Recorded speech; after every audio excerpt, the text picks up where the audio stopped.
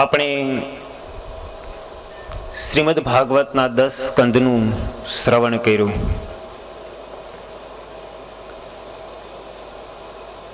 ભગવાનના લીલા ચરિત્રો ગાવામાં,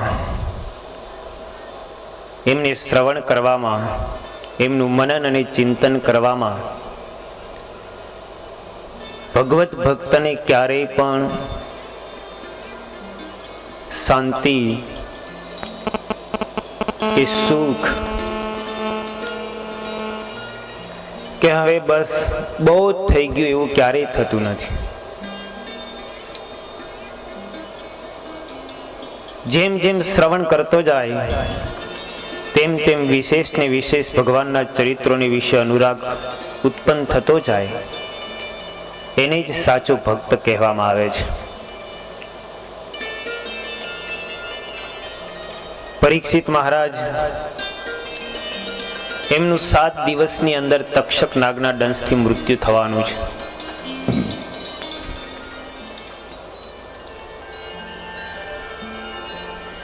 આપણું પણ 7 દિવસની અંદર જ મૃત્યુ છે. સોમથી રવિવાર સુધીના 7 દિવસોમાં એકના એક દિવસ તો મૃત્યુ નિશ્ચિત જ છે. 8મો વાર તો કોઈ કર્યો જ નથી.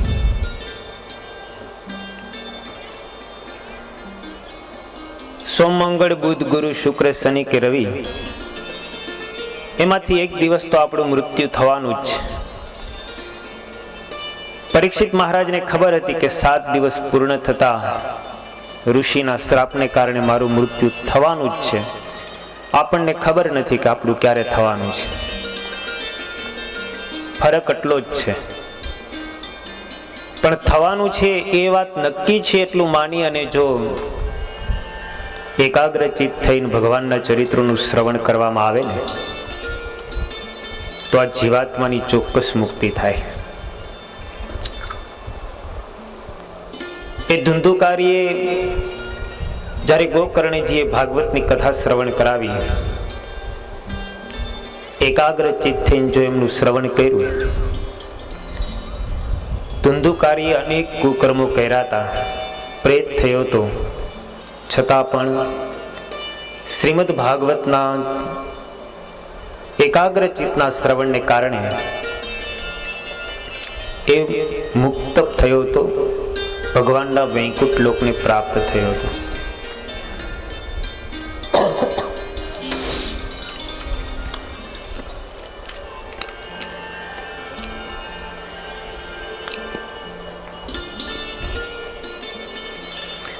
આપણે પણ જો એકાગ્રચિતથી શ્રવણ કરીશું તો ચોક્કસ આપણી પણ મુક્તિ થશે. આ એકાદશ સ્કંદ એ ભાગવતનું મસ્તક છે. એ એકાદશ સ્કંદની મુક્તિ લીલા કહેવામાં આવે છે.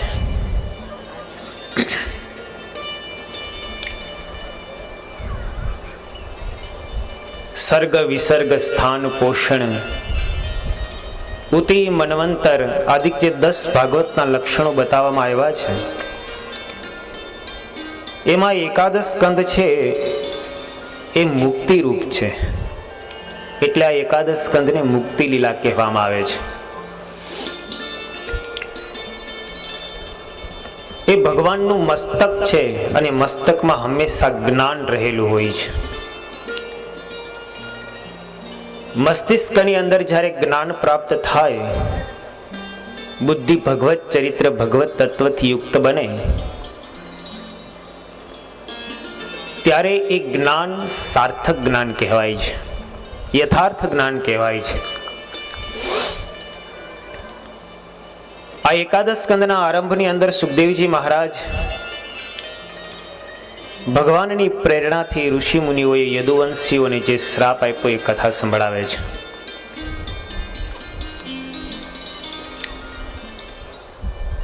મહાભારતનું કૌરવ અને પાંડવો વચ્ચેનું ઘમસાણ યુદ્ધ સમાપ્ત થયું છે. શ્રી કૃષ્ણ ભગવાન 5 પાંડવોને નિમિત્ત બનાવી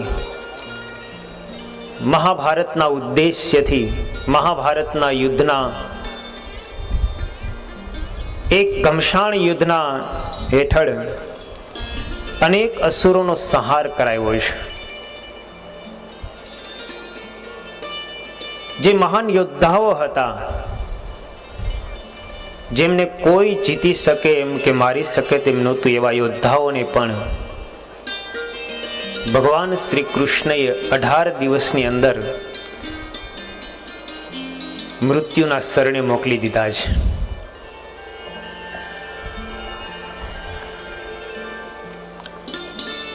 એ મહાભારતનું યુદ્ધ સમાપ્ત થયા પછી, પૃથ્વી ઉપર રહેલા અસુરોનો ઉદ્ધાર કર્યા પછી, પૃથ્વીનો ભાર હળવો કર્યા પછી અને ભીષ્મ પિતામહને અંતિમ ગતિ પમાડ્યા પછી ભગવાન શ્રી કૃષ્ણ દ્વારકામાં આવે છે. ભગવાન શ્રી કૃષ્ણનું સ્વાગત પૂજન થાય છે. દ્વારકાવાસીઓ ખૂબ આનંદિત થયા છે.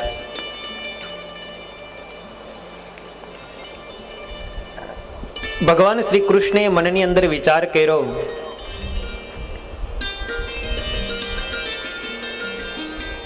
કે આ પૃથ્વી ઉપર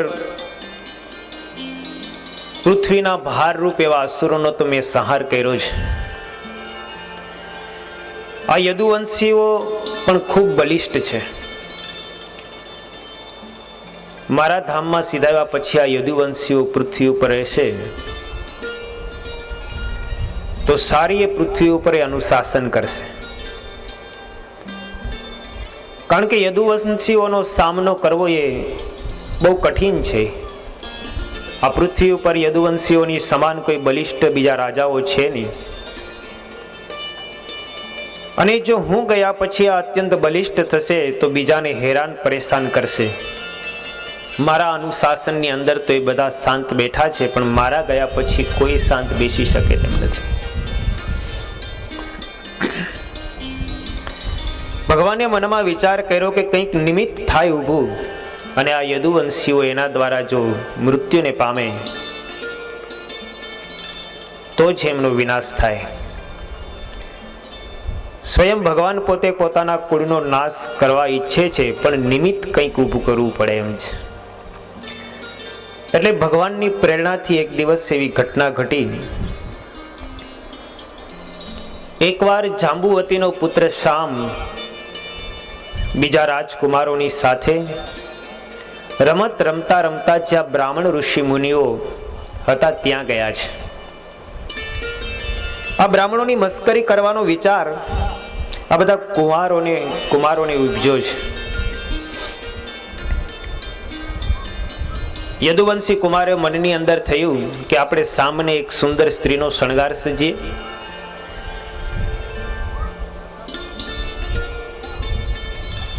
અને પેટના આગળના ભાગની અંદર ઓશિકું બાંધી અને ગર્ભવતી સ્ત્રી હોય એવો દેખાવ કર્યો.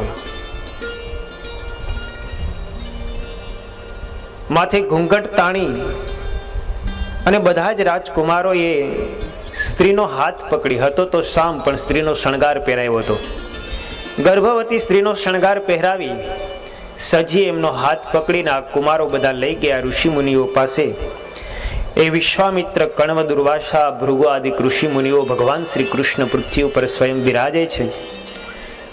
એમના દર્શનનો સુયોગ હંમેશા પ્રાપ્ત રહે એટલે પાસેના પ્રાંતની અંદર જ તેઓ નિવાસ કરીને રહેતા હતા. એ ઋષિઓ અને બ્રાહ્મણોની પાસે જઈ અને મસ્કરી કરતા કરતા સામાજિક રાજકુમારોએ કીધું છે કે આ ગર્ભવતી સ્ત્રી છે, એના પેટની અંદર પુત્ર થશે કે પુત્રી થશે? એ જ્યારે બાળકને જન્મ આપશે ત્યારે આમાંથી શું નીપજશે એ કહો.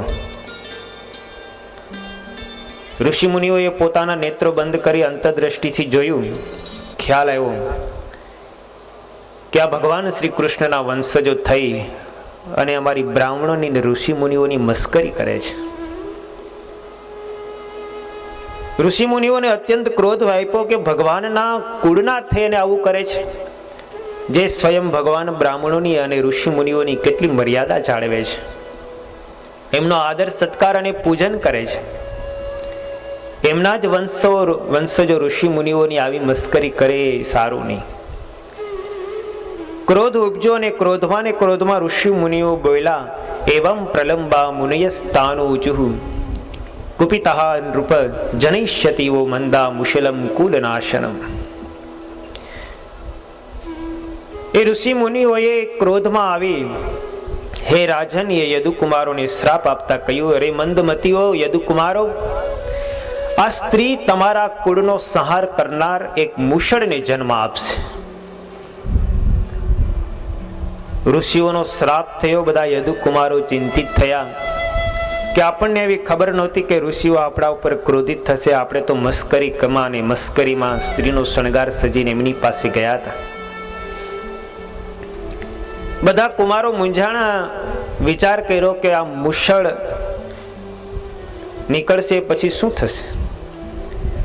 સ્ત્રીનો શણગાર ખોલવામાં આવ્યો અને જ્યાં વસ્ત્ર નીચે રહેલું ઓશિકું એને ખોલવામાં આવ્યું, તેમાંથી એક મૂષળ નીકળ્યું.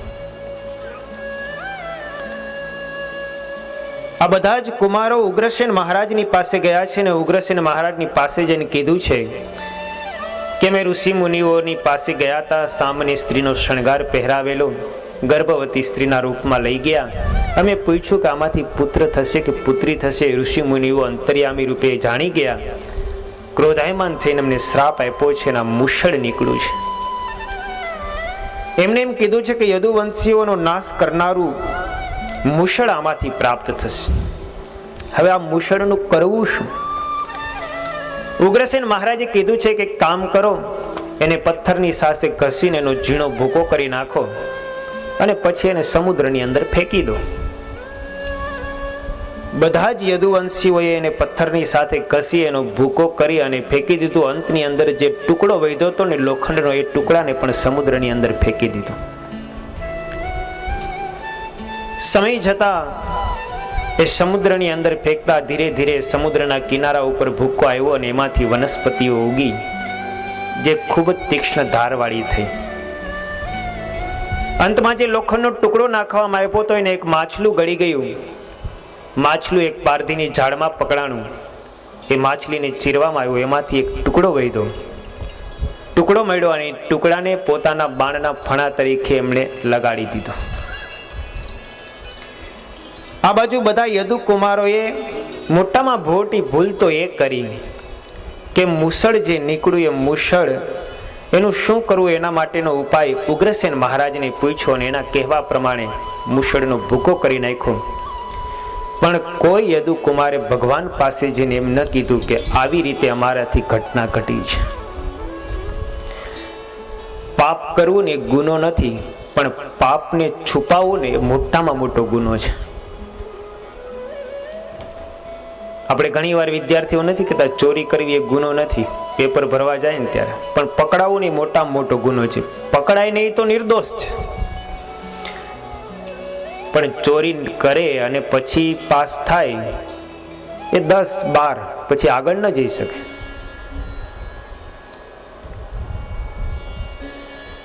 એમ અહીંયા ઋષિ મુનિઓએ નો અપરાધ થયો. યદુવંશીઓએ પાપ કર્મ કર્યું પણ ભગવાનની પાસે છુપાવ્યું ને મોટામાં મોટું પાપ કર્મ થયું.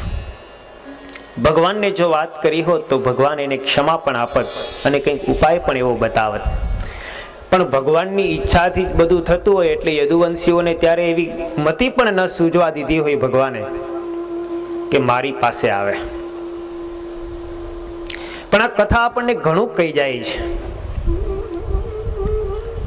એક તો ક્યારેય પણ ઋષિ મુનિઓની, સંત પુરુષોની, સજ્જનોની, વડીલોની, બ્રાહ્મણોની મસ્કરી કરવામાં બહુ ફાયદો નથી. એમની જો મસ્કરી કરવામાં આવે ને તો એનો જો અપરાધ થાય, દ્રોહ થાય અને કુરાજીપો પ્રાપ્ત થાય ને તો આપણું ધનોત્પન્ન નીકળી જાય. અને એમની જો સેવા બની આવે ને અંતરનો રાજીપો એકવાર મળી જાય ને તો નિષ્કુળાનંદ સ્વામીએ ભક્ત ચિંતામણીમાં લખ્યો હોય, રંગ હોય રાજા થઈ જાય. અરે પાંગડો હોય ને એ સત્પુરુષની કૃપાથી ને સજ્જન વડીલોની કૃપાથી પર્વત પણ ચડી જાય.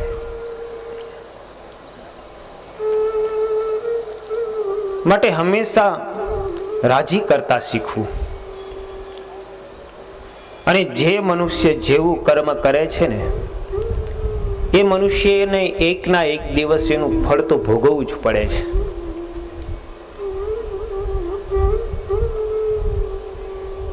પોતાના સ્વાર્થ માટે થઈને, પોતાના સ્વાર્થની સિદ્ધિને માટે થઈને જે મનુષ્ય પાપ કર્મ કરે છે, એકના એક દિવસ એને સમજી લેવાનું કે હું જેને કષ્ટ આપું છું ને એના કરતા 10 ગણું કષ્ટ મને એકના એક દિવસ પ્રાપ્ત થવાનું છે. જે પોતાના સ્વાર્થ માટે થઈને બીજાને પીડા પહોંચાડે છે, ભગવાન એને ક્યારેય માફ નથી કરતા. કચ્છની અંદર એક ઘટના ઘટેલી. ભુજથી બાજુમાં એક માધાપર ગામ છે. આ માધાપરની અંદર એક કુટુંબ રહે, પટેલ જ્ઞાતિનું. આમ તો એ ભાઈ જે હતો ને એ કમાવા માટે થઈ અને પેલા આફ્રિકા બાજુ ગયેલો. આફ્રિકાની અંદર કમાવા માટે ગયો. એમના બહેન માધાપરની અંદર રહેતા હતા. વાગડની પ્રદેશનું એનું ગામ હતું. એના બેનને માધાપર પરણાવેલા. એને પેલો યુવાન આફ્રિકાની અંદર જઈને થોડાક વર્ષો ત્યાં રહ્યો, કમાણો, ઘણી સંપત્તિ મેળવી અને એ પૈસા કમાઈ અને પાછો પોતાના વતનમાં આવે છે.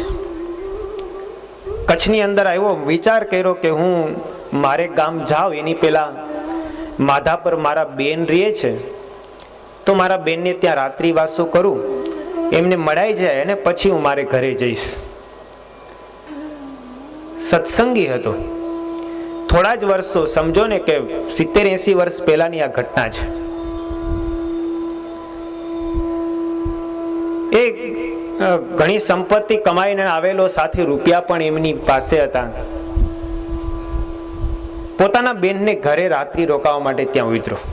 સાંજનો સમય થઈ ગયો, માધાપરમાં રાત રોકાણો. પોતાના બેને પોતાના ભાઈના દુખણા લીધા કે ઘણા વર્ષો મારો ભાઈ કમાવા માટે બહાર ગયેલો, આવ્યો. એમના બેને એમને પ્રેમથી જમાડ્યો પણ ખરો. પછી ભાઈએ, બેન હોય એટલે મનમાં સ્વાભાવિક હોય કે બેનની આગળ ક્યાં આપણે ખોટું બોલવું. એટલે બેનને ભાઈ પોતાની બધી વાત કરે છે. 6-7 વર્ષથી આફ્રિકામાં રહ્યો, મહારાજની દયાથી ખૂબ સારું હતું, પૈસા પણ ખૂબ સારા મળ્યા છે, આપણી ઘરની પરિસ્થિતિ ખૂબ ગરીબ છે, પૈસા આપીશ, આપણો ભાઈ ને મા બાપ ને બધા સુખી થશે, નવા મકાન પણ બનાવીશું. 3-1 લાખ રૂપિયા મળ્યા છે, લાવ્યો છું, સાથે જ છે. આવી નિખાલસપણે પેલા ભાઈએ પોતાના બેનને બધી વાત કરી દીધી. પેલો ભાઈ કહે છે કે હવે સુઈ જાય, સવાર પડશે એટલે હું આપણે ઘરે જઈશ. રાત્રિનો સમય થયો ને, બેનની મતિ બગડી. વિચાર કર્યો, ભાઈ તો હજી ઘરે ગયો નથી. ઘરના ને બધાને એમ ખબર જ છે કે ભાઈ કમાવા માટે થઈને આફ્રિકા ગયો છે. એ જમાનામાં એટલું કઈ પત્ર વ્યવહારનું કોઈ ટેલિફોનનું હતું નહીં કે હું આવું છું કાલ સવારે, એવું કઈ. ઘરે તો બધાને એમ જ છે કે આફ્રિકા ગયો છે, આવવાનો છે. બેનને વિચાર થયો કે આની પાસે 3 લાખ રૂપિયા છે, પોતાનો સગો ભાઈ છે. આ સગા ભાઈને મારીને જો આ રૂપિયા લઈ લઉં ને તો અમે સુખી થઈ જાય.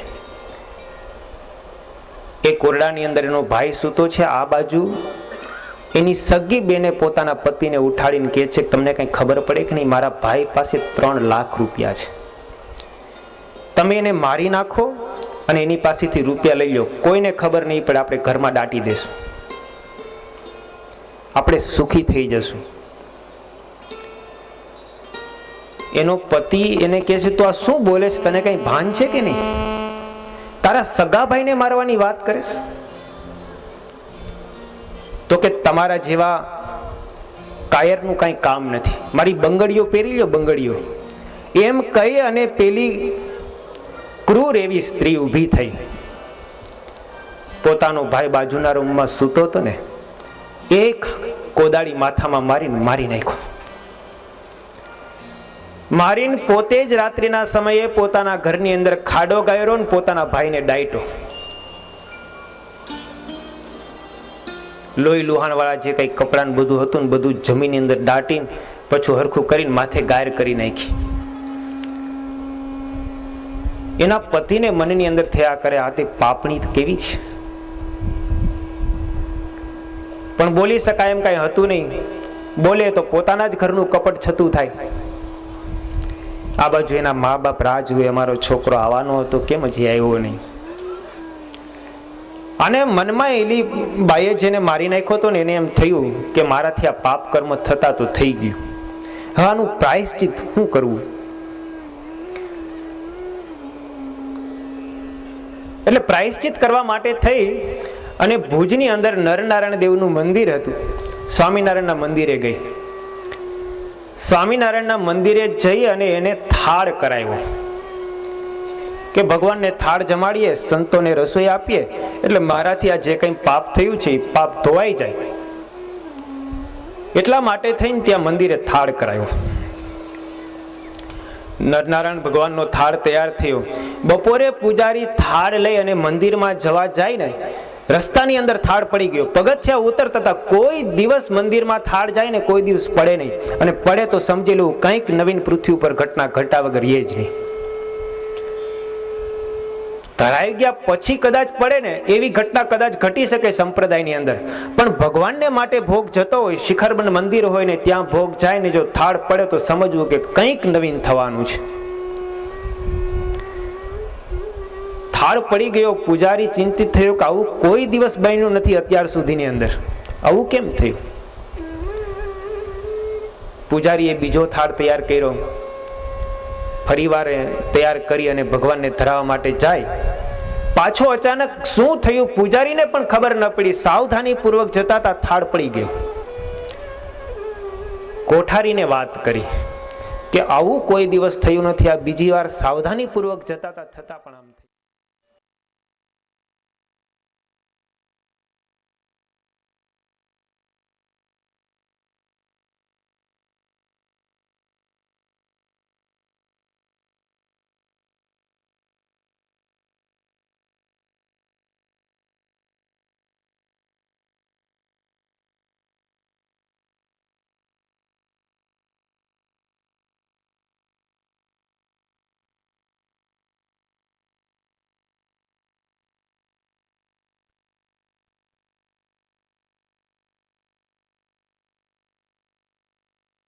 કે મહારાજે દર્શન દીધા છે ને આવી ઘટના છે. કોઠારીએ તરત જ કોઠારમાંથી સીધું અપાયું. રસોઈ તૈયાર થઈ અને કોઠારીએ તરત પાછળથી પોલીસ ખાનામાં ફોન કર્યો કે માધાપરની અંદર આ બેનની આજે રસોઈ આવી છે, એના ઘરે જઈને તપાસ કરો. એના ઘરની અંદર એના જ ભાઈની લાશ દાટેલી છે અને ભગવાને અમને દર્શન દીધા છે. પોલીસ ખાતું માધાપરની અંદર તપાસ કરી તો એની અંદરથી લાશ નીકળી અને એ બાઈને કેદખાનાની અંદર પૂરી દીધી, સજા થઈ. કહેવાનું એ છે કે જાણી જોઈને જો પાપ કરવામાં આવે તો ભગવાન એના આવા પ્રાયશ્ચિતને પણ સ્વીકારતા નથી. અજાણતા જો પાપ થઈ જાય તો ભગવાન ચોક્કસ પ્રાયશ્ચિત કરો ને તો એનું માફી આપે છે. મૂડી પાસે એક કુટુંબ રહેતું હતું. આ બધી ઘટનાઓ આપણે સાંભળીએ ને આપણનામાંથી ઘણું શીખવા મળે. એ મૂડી પાસે, મૂડીની બાજુમાં જ, મૂડીની અંદર સ્વામિનારાયણ સંપ્રદાયનું એક મોટું શિખરબંધ મંદિર છે. ત્યાં એ સમયે 200 જેટલા સંતો રહેતા હતા. એ મૂડીની પાસેના ગામની અંદર એક સત્સંગી કુટુંબ છે. 4 ભાઈઓ. ચારે ભાઈઓના લગ્ન થઈ ગયા. ખેતીવાડી પણ ખૂબ મોટી, ગાયો ભેંસો પણ ઘણી. ચારે ભાઈઓના વહુ પણ બધા કાર્યશીલ, કાર્યકુશળ. બધાએ ઘરની અંદર પોતપોતાના કામો વેચી લીધા. કોઈક વાસીદું કરે, કોઈક છાસ કરે, કોઈક રોટલા રસોઈ પાણી બનાવવાનું, કોઈક સંજવાણી પોતાનું ને એવું બધું. આ ચારેય વહુએ પોતપોતાના કામ અલગ વેચી લીધેલા. દુજાણું પણ ખૂબ હતું. ચારેય ભાઈઓને ખેતી પણ ખૂબ સારી હતી. બધાએ સંપીને એક જ ઘરની અંદર રહેતા હતા. એક દિવસ ઘટના એવી ઘટી, દૂધાણું બહુ મોટું, એટલે છાશ કરવાની ગોળી પણ મોટી બધી હોય. એ જમાનામાં તો પેલું વલોણું મૂકી અને હાથે છાશ કરવાના રિવાજો હતા. એટલે ગોળી રાત્રિના સમયે ઊંધી વાળે એનાથી ભૂલાઈ ગયું. ઊંધી વાળવાને બદલે થોડીક આમ ત્રાસી મુકાઈ ગઈ. છાશ કરવાની જે મોટી બધી ગોળી હોય એ ઊંધી વાળવાને બદલે થોડીક ત્રાસી મુકાઈ ગઈ. રાત્રિના સમયે કોઈને કંઈ ખબર તો હોય નહીં. રસોડાની અંદર બધું ગોળી ને બધું પડ્યું હોય, રસોડાની અંદર તો કોઈ રાત્રિવાસો રહે નહીં. રાત્રિના સમયે ઘટના એવી ઘટી, બિલાડી પોતાના બચ્ચાને એ જે ગોળી મોટી પડી હતી ને ત્રાસી, એની અંદર મૂકી દીધા. બિલાડીના બચ્ચાનો એવું હોય, 7 વાર એને એક જગ્યાએથી બીજી જગ્યાએ ફેરવે ને ત્યારે એની આંખ ઉઘડે. ત્યાં સુધી બિલાડીના બચ્ચાની આંખ ઉઘડે નહીં. એને 7 વાર તો ફેરવવા જ પડે. એટલે પેલી રાત્રિના સમયે બિલાડીએ પોતાના બચ્ચા એમાં મૂકી દીધા અને બિલાડી પોતે ખોરાક લેવા માટે વહી ગઈ. સવારનો સમય થયો. એ જમાનામાં લાઇટની બધી એટલી બધી વ્યવસ્થા હતી નહીં, એટલે દહીંની જે નાની નાની માટલીઓ ને બધું ભર્યા હતા વાસણો. પેલાને તો એમ હોય ને કે ગોળી તો સાફ જ હતી, રાત્રે ધોઈને મૂકી હતી ગરમ પાણીથી, કઈ સવારે ધોવાની તો હોય નહીં. એટલે ગોળી સીધી ચતી કરી અને એની અંદર દહીં નાખી દીધું. હવે બિલાડીના નાના નાના બચ્ચા, હજી આંખ પણ ખુલી નહોતી, હવે અવાજ પણ શું કરી શકે, અને દહીં માથે પડ્યું હોય ને અવાજ કર્યો તો પછી અવાજ સંભળાય તો નહીં. અને દહીંની આખી ગોળી ભરાઈ ગઈ અને પછી તો અંદર વલોણું મૂકવામાં આવ્યું ને બે વહુએ સાથે મળી અને વલોણું વેડવું. અને વલોણું વહેવું પછી એવા નાના બચ્ચા અને વલોણાની અંદર આવી ગયા પછી કઈ કચર ઘાણ બોલી ગયો, અંદર રૂછા રૂછા ને લોહી લુહાણ થઈ ગયું બધું. બિલાડીના 5 બચ્ચા મરી ગયા. હવે છાશ વલોવાઈ ગઈ એટલે માખણ લેવા માટે થઈને પેલી હવે હાથ નાખ્યો અને હાથ નાખીને જે આમ માખણ આવે એને બદલે રૂવાટી. એને થયું કે આ તે શું? અને જ્યાં આમ ત્રાસી કરીને જોવા જાય તો અંદર લોહી લુહાણ અને રૂવાટી માથે તરે. પેલી વહુને તો એવું થયું, ઓહો, આપણાથી આવું પાપ થઈ ગયું. હવે આનું શું કરવું? પોતાના પતિઓને પણ વાત કેમ કરવી? પણ વાત કર્યા વગર તો કઈ હાલે નહીં. એટલે પછી પોતાના પતિઓને બોલાવી નિરાયતે કીધું કે અમને ખબર નહોતી, રાત્રિના સમયે આવી રીતના બચ્ચા મૂક્યા હશે, અમે તો ગોળી સાફ હોય એમ માની અને દહીં નાખી દીધું, વલોયું, અને આવી દશા થઈ છે. ચારેય ભાઈઓએ વિચાર કર્યો કે આપણાથી અજાણતા પાપ થઈ ગયું છે. આમાં કોઈ આપણા ઘરવાળાને દોષ દેવો એ પણ યોગ્ય નથી. જે થવાનું હતું તે થઈ ગયું. આપણે જાણી જોઈને તો આ કંઈ કર્મ કર્યું નથી. હવે આપણે કામ કરીએ, મૂડી જઈએ અને મૂડી રાધા કૃષ્ણ દેવને આપણે રસોઈ આપી દઈએ, જેથી કરીને આ પાપમાંથી આપને કંઈક છુટકારો મળે અને આ બિલાડીના બચ્ચાની સદગતિ થાય. આવો વિચાર કરી અને ચારે ભાઈઓ રસોઈ દેવા માટે આવ્યા. એ સમયે મૂડીની અંદર હરિનારાયણ સ્વામી, ખૂબ સમર્થ સંત, બોલે એમ થાય વચન સિદ્ધ પુરુષ. હરિનારાયણ સ્વામીને આવીને પેલા ચારે ભાઈઓએ બેસીને વાત કરી, સ્વામી, અમારા ઘરની અંદર આવી ઘટના ઘટી છે અને અમારા પત્નીઓથી આ પાપ થઈ ગયું છે. એ કોઈને ખબર નહોતી ને આમ થયું છે. સ્વામીએ થોડીક વાર તો વિચારમાં પડી ગયા. ચારે ભાઈઓ કહે છે, સ્વામી, આના પ્રાયશ્ચિત માટે થઈ અમે રસોઈ દેવા માટે આવ્યા છે. ભગવાનને થાળ થાય, સંતો જમે, એ બિલાડીના બચ્ચાનું કલ્યાણ થાય ને અમે પાપથી થોડાક મુક્ત થઈએ. હરિનારાયણ સ્વામી કે કાંઈ વાંધો નહીં, જેવી ભગવાનની ઈચ્છા. અજાણતા થયું છે, આમાં તો તમે ને હું પણ શું કહી શકીએ. પછી સંતો માટે રસોઈ તૈયાર થઈ, ઠાકોરજીનો થાળ તૈયાર થયો, ભગવાનને ભોગ લગાણા, પ્રસાદ બધી વસ્તુઓમાં નાખ્યો. 200 સંતો એ સમયે રહેતા હતા. સંતોની પંક્તિ એકી સાથે બેઠી. બધા સંતો પોતપોતાના પત્તર લઈ પંક્તિબંધ બેસી ગયા. સંતોના પત્તરો બધા ક્રમબંધ પીરસાણા. રસોઈ હતી એટલે સ્વામિનારાયણ મહામંત્રની ધૂન સાથે પીરસણ ચાલુ થયું. અને પીરસણ ચાલુ થયું, પીરસાઈ ગયું. પછી હરિનારાયણ સ્વામીએ તાલી પાડી બધા સંતોને શાંત કરીને વાત કરી. હરિનારાયણ સ્વામી કહે છે કે આપણે બધા મનુષ્ય છીએ, શરીરધારી છીએ. આપણે નિત્ય પ્રત્યે ભગવાનનું સ્મરણ કરતા કરતા તો જમીએ જ છીએ, પણ આજની જે રસોઈ છે ને, એ રસોઈ બિલાડીના બચ્ચાઓ આ ઘટનાથી આવી રીતે મૃત્યુ પામ્યા છે ને, એના ઉદ્ધાર માટે અને એ બધાને મોક્ષ ગતિ પ્રાપ્ત થાય અને આ રસોઈ આપનારાનું પ્રાયશ્ચિત થાય ને એટલા માટે છે. માટે સંતો આજ તો જમતા જમતા મહારાજને ક્યારેય વિચારતા નહીં અને એવી રીતે કોળીએ કોળીએ સ્વામિનારાયણ સ્વામિનારાયણ એવું નામ લઈને જમજો કે આ બિલાડીના બચ્ચાનું આત્યંતિક કલ્યાણ થઈ જાય. અને સંતો બધા મહારાજનું સ્મરણ કરતા કરતા જમ્યા ને, એનું પ્રાયશ્ચિત પણ થઈ ગયું અને બિલાડીના બચ્ચાઓની મુક્તિ પણ થઈ ગઈ. કહેવાનું એ છે કે જો અજાણતા પાપ થાય અને તમે પ્રાયશ્ચિત કરો ને, તો મોટા સંતોને ભગવાન પણ તમને માફ કરી દે. પણ જાણી જોઈને પોતાના સ્વાર્થની સિદ્ધિને માટે થઈને બીજાને જે પીડા પહોંચાડે છે ને, ભગવાન એને ક્યારેય ક્ષમા કરતા. એક ના એક દિવસ ગમે ત્યારે વેલા મોડું પાપનું ભોગવવું જ પડે છે. ઓલા એક શેઠ હતા, આજે કથાઓ બધી એવી છે ને કે એક શેઠ અને શેઠાણી હતા, 7 માળની હવેલી, એક પણ સંતાન નહીં. શેઠાણીને મનની અંદર મનમાં રહ્યા કરે કે એક દીકરો થાય ને તો વધારે સારું. શેઠ ભગવત ભક્ત હતા, એને કઈ એટલી બધી પેલી હતી નહીં કે સંતાન હોય કે ન હોય, જેવી ભગવાનની ઈચ્છા હોય એવું થશે. શેઠ એક દિવસ બહાર ગયા, શેઠાણીને મનમાં બહુ રહ્યા કરે સંતાન થાય તો સારું. શેઠ બહાર ગયેલા એ સમય એક બ્રાહ્મણ ત્યાં આવ્યો.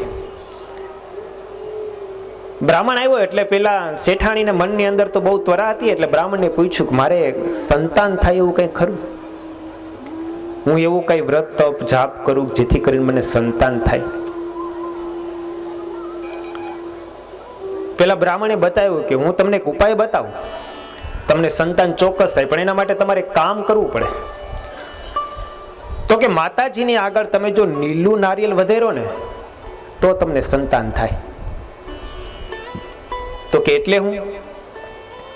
તો કે માતાજીનું મંદિર અહીંથી થોડીક દૂર છે, ત્યાં તમે કોઈ છોકરાની બલિ આપો ને તો તમારે ત્યાં સંતાન થાય, નહીતર તમારા ભાગ્યમાં સંતાન નથી. બ્રાહ્મણ તો આટલું કઈ જતો રહ્યો. પેલા શેઠાણીને મનની અંદર ગાંઠ વળી ગઈ, લીલું નારિયેલ વધેરું તો મને સંતાન થાય, લીલું નારિયેલ વધેરું તો મને સંતાન થાય. એવામાં ઘટના એવી ઘટી, એક ભિખારણ 2-3 છોકરાને હાથની આંગળીએ વળગાડીને એકને કોખમાં તેડી અને આવી ભીખ માગવા. શેઠાણીએ કીધું તારે કેટલાક છોકરા? તો કે 2 આંગળી એક વળગાડ્યા છે ને એક કાખમાં છે ને હજી 1-2 ઘરે છે. ઘણા છોકરા તો માતાજીની મેર છે. તો કે એક છોકરો દેવો, તને રૂપિયા આપું. હવે ભિખારીને જ બીજું શું હોય, પેટ ભરવા મળતું રૂપિયા મળે તો બધું દેવા તૈયાર થઈ જાય.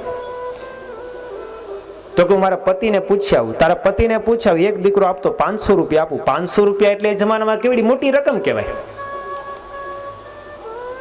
ભિખારી તો રૂપિયા મળતા હતા એટલે રાજી થઈ ગયો કે કઈ વાંધો નહીં, ભલે ને એક દીકરો આપણી પાસે ઘણાય છે, એક આપી દઈએ, 500 રૂપિયા તો મળે, આપણું વર્ષ દીનું જીવન પોષણ થઈ જાય. શેઠાણીને તો કઈ પૈસાની હતી નહીં, 500 રૂપિયા આપ્યા, એક છોકરો લીધો. મારાઓ દ્વારા બ્રાહ્મણો ત્યાં માતાજીના મંદિર પાસે બલિ ચડાવી દીધી.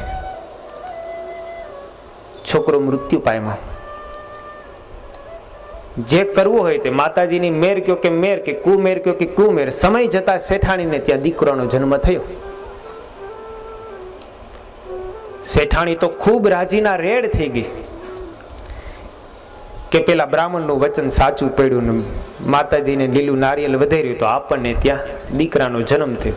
શેઠને આ વાતની કાંઈ જાણ કરી નહીં. શેઠની પાસે કપટ રાખ્યું. ભગવાનનો ભક્ત હતો શેઠ તો. શેઠને આ કઈ વાત કરી નહીં. સમય જતા એમના દિવસો તો વૃદ્ધિને પામતા ગયા. સંપત્તિ પણ ખૂબ વધવા લાગી. દીકરો પણ ધીરે ધીરે મોટા થવા લાગ્યા. 20 વર્ષનો યુવાન દીકરો થયો. શેઠ અને શેઠાણી ખૂબ રાજી છે.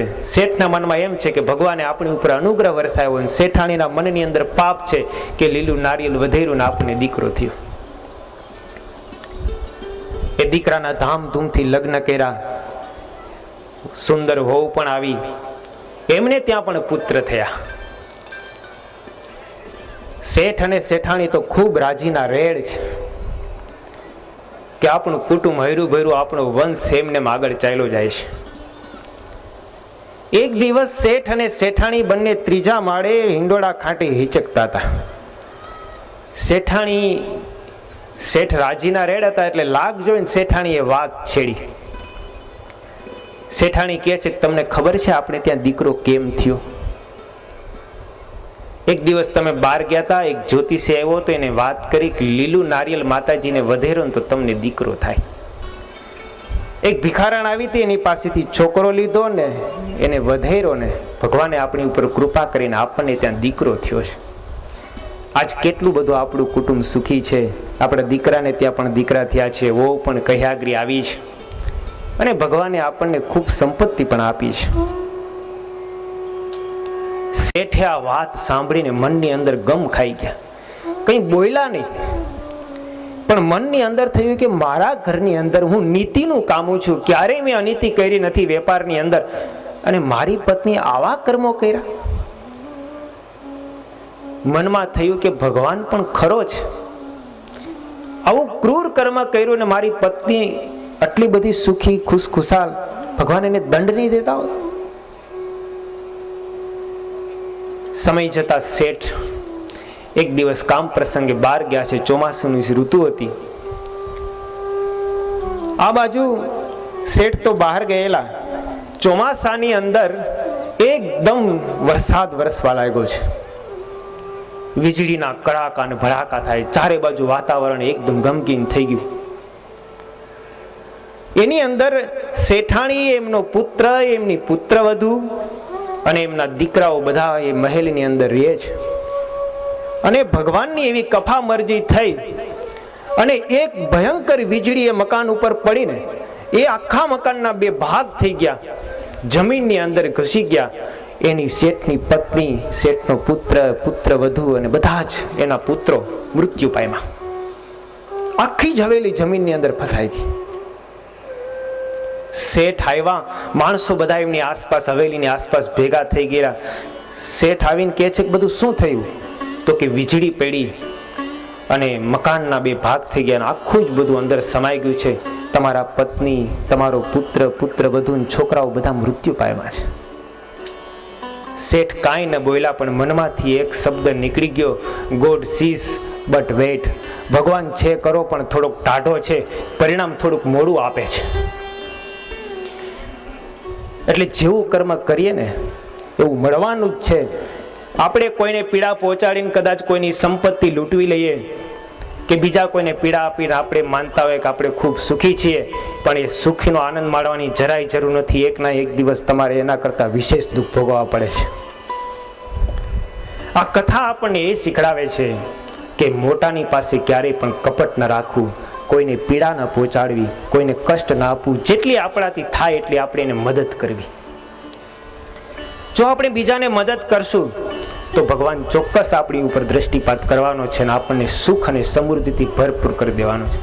સાચી સુખ સંપત્તિ તો એ છે, પૈસાઓ એ જ સાચી સંપત્તિ નથી. તમારા જીવનની અંદર શાંતિ હોય, શરીરની અંદર કોઈ પ્રકારનો રોગ ન હોય અને 3 ટાણા ગમે એટલું ખાવને પચાવી દેતો હોય ને, તો એના કરતાં કોઈ સુખી ન કહેવાય.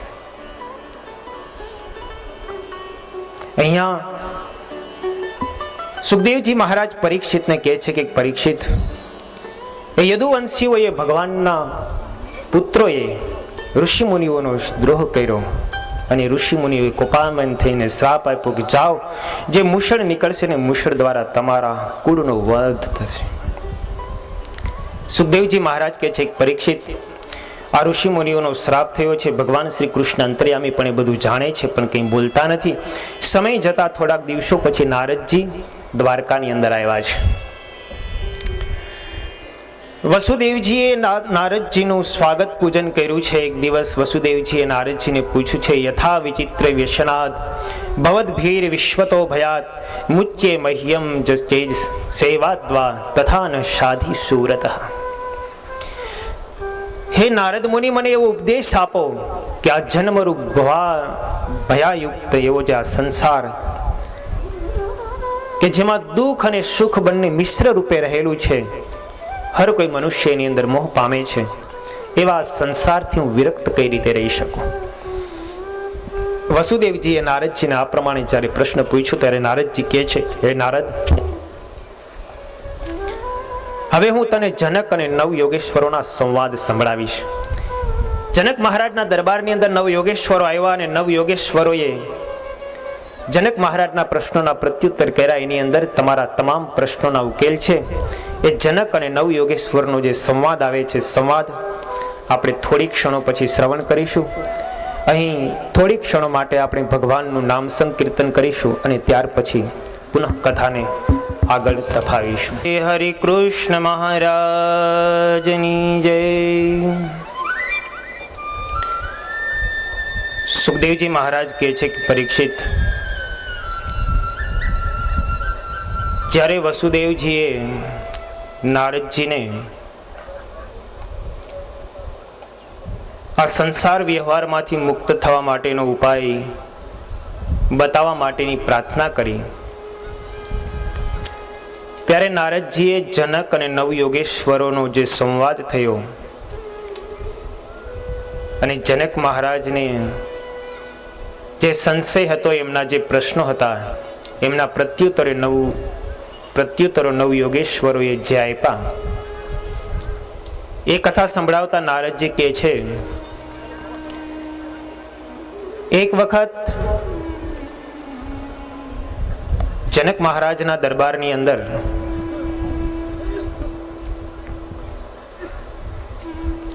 નવ યોગેશ્વરો પધાર્યા છે.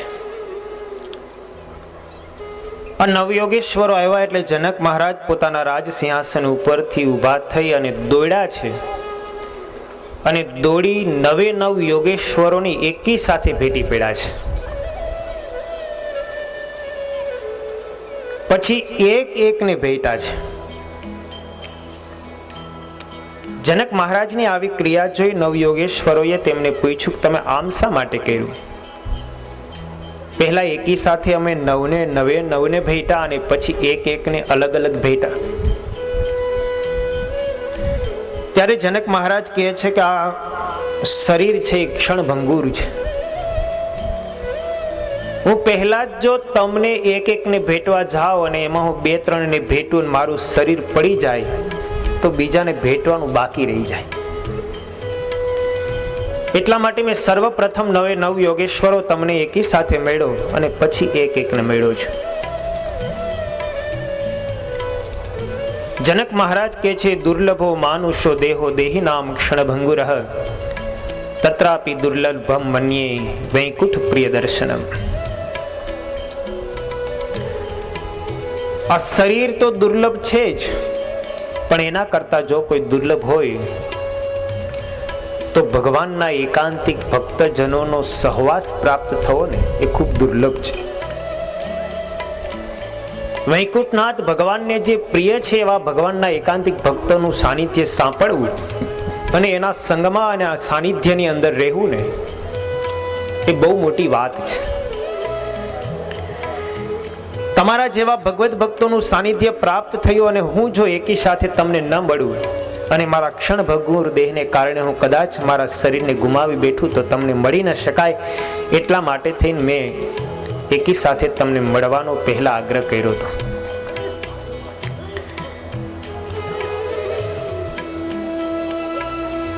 જનક મહારાજ વિદેહી છે, પોતાના શરીરની ક્ષણભંગુરતાને યથાર્થ રીતે જાણે છે. નવે નવ યોગેશ્વરો સભામાં બેઠા છે. એ સમયે જનક મહારાજે નવ યોગેશ્વરોને પ્રાર્થના કરતા પ્રશ્નો પૂછ્યા છે. જનક મહારાજ કહે છે, અતઃ આત્યંતિકમ ક્ષેમમ પૃચ્છામો ભવતો અનઘાઃ સંસારેસ્મિ ક્ષણધોર્પી સત્સંગ શેવ ધીર નૃણામ. હે મહાત્માઓ, હું આત્યંતિક કલ્યાણને પૂછું છું. આત્યંતિક કલ્યાણ કઈ રીતે થાય? કારણ કે આ સંસારમાં અર્ધા ક્ષણનો સત્સંગ પણ મનુષ્યને માટે શ્રેષ્ઠ ખજાના સમાન છે. વિદેહી જનકના પ્રશ્નને સાંભળીને કવિ નામના યોગેશ્વર હતા, તેમણે કહ્યું છે કે આત્યંતિક કલ્યાણ માટેનું સર્વોત્તમ અને શ્રેષ્ઠતમ જો કોઈ સાધન હોય તો ભગવાનની શરણાગતિ છે. જે ભગવાનની શરણાગતિ સ્વીકારે છે તે જ આત્યંતિક મુક્તિને પ્રાપ્ત કરી શકે છે. માટે ભગવાનની શરણાગતિથી કોઈ સર્વોપરી સાધન ન હોઈ શકે.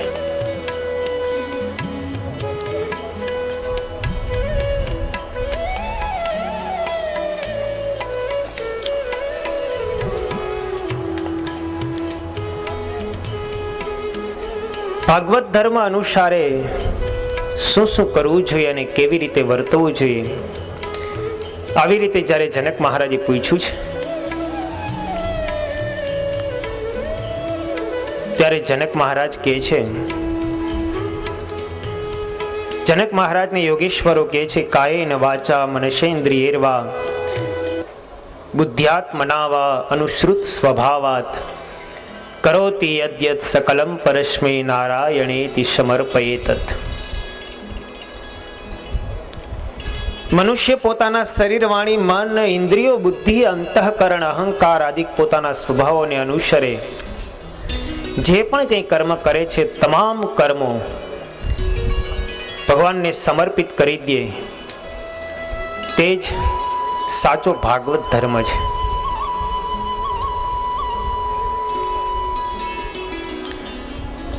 જનક મહારાજ પૂછે છે, અથ ભાગવતમ બ્રુત યદ ધર્મો યાદૃશો નૃણામ યથા ચરતિ યદ બ્રુતે યેર લિંગેર ભગવત પ્રિય. જનક મહારાજ યોગેશ્વરોને પૂછે છે, હવે આપ કૃપા કરીને મને એ સમજાવો કે પરમ ભાગવદીય જે હોય એનું લક્ષણ કેવું હોય, તેના ધર્મો કેવા હોય, તેનો સ્વભાવ કેવો હોય, આ બધું મને વિસ્તારપૂર્વક સમજાવો. હરિનામના યોગેશ્વર હતા, તેમણે ભગવાનના ભક્તોના 3 પ્રકાર બતાવતા કહ્યું છે કે જે સર્વ પ્રાણી માત્રને વિશે પરમાત્માને જુએ છે, જે પરમાત્માની ભાવના કેળવે છે, એ જ સંપૂર્ણ સર્વ પ્રાણી માત્રનો આત્માને જોનારો ભક્ત છે ને એ ભાગવત ધર્મમાં સર્વોત્તમ શ્રેષ્ઠતમ છે.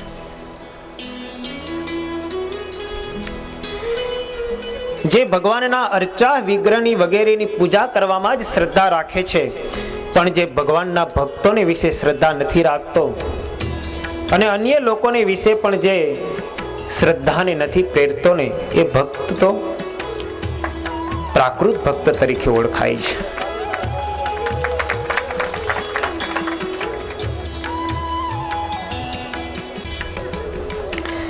જનક મહારાજે જ્યારે આ પ્રમાણે પ્રશ્ન પૂછ્યો, જનક મહારાજના પ્રશ્નોના પ્રત્યુત્તરની અંદર કે ત્રીજા યોગેશ્વરને પ્રશ્ન પૂછતા કહ્યું છે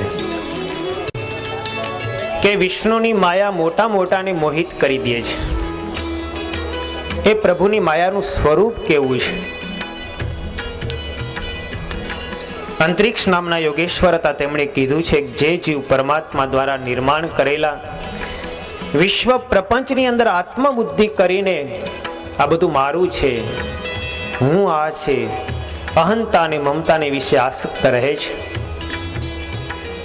આ પ્રકારના સંબંધો જોડીને પોતાને કરતા અને ભોગતા માને છે, ત્યારે બંધનની અંદર પડે છે, માયામાં આવૃત થાય છે.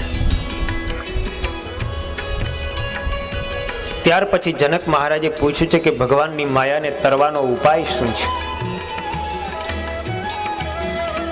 જે શબ્દ બ્રહ્મ અને પરબ્રહ્મમાં નિષ્ણાંત હોય,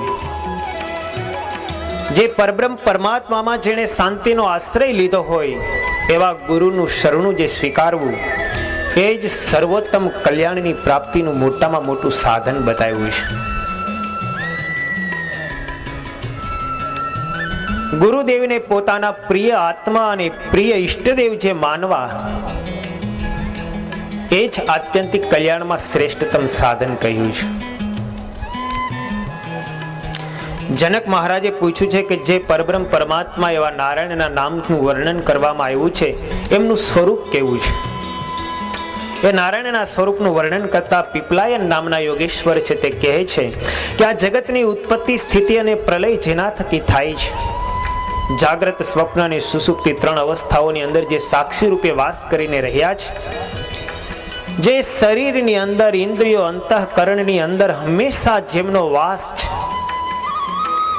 જે સત્તા માત્રથી પોતાના તખતમાં વિરાજિત રહ્યા છે, એવા પરમ તત્વ પરમાત્મા એ જ નારાયણનું સાચું સ્વરૂપ છે. જનક મહારાજ કહે છે કર્મયોગનું રહસ્ય શું છે અને જે કર્મયોગથી મનુષ્ય કર્મબંધનથી મુક્ત થઈને પરમ શાંતિને પામે છે, એ કર્મયોગના યથાર્થ સિદ્ધાંતની મને બતાવો. ત્યારે આવિહોત્ર નામના જે યોગેશ્વર હતા એમણે કીધું છે કે કર્મ, અકર્મ અને વિકર્મ 3 પ્રકારના કર્મો શાસ્ત્રોની અંદર બતાવેલા છે. શાસ્ત્રવિધ ધર્મનું અનુસરણ કરવું એ કર્મ કહેવામાં આવે છે. શાસ્ત્રમાં પ્રતિપાદિત કરેલા ધર્મનું અનુસરણ ન કરવું એ અકર્મ કહેવામાં આવે છે. અને શાસ્ત્રએ બતાવેલા માર્ગથી વિપરીત રીતે આચાર કરવો એ વિકર્મ કહેવામાં આવે છે. આવી રીતે કર્મ, અકર્મ અને વિકર્મના સ્વરૂપને બતાવ્યું છે અને અંતે કીધું છે કે જે કંઈ કર્મ કરવામાં આવે છે તમામ કર્મો પરમેશ્વરને સમર્પિત કરી દેવા અને નિષ્કામ કર્મયુક્ત થવું ને એથી કોઈ મોટું કર્મનું રહસ્ય ન હોઈ શકે. ત્યાર પછી જનક મહારાજે પૂછ્યું છે કે ભગવાન પોતાના ભક્તોની ભક્તિને વશ થઈને પોતાની ઈચ્છા પ્રમાણે અનેક અવતારો ધારણ કરે છે, તે ભગવાનના અવતારોનું વર્ણન કરી બતાવો. ત્યારે દ્રુમિલ નામના જે યોગેશ્વર હતા તેમણે ભગવાનના અનંત અવતારો આ પૃથ્વી ઉપર થાય છે. એ ભગવાન ક્યારેક ઈચ્છા આવે એ પ્રમાણે અવતાર ધારણ કરે છે, ક્યારેક માતાના ગર્ભ થકી, તો ક્યારેક પોતાની ઈચ્છા આવે તેવી રીતે પ્રગટ થઈ આવે છે.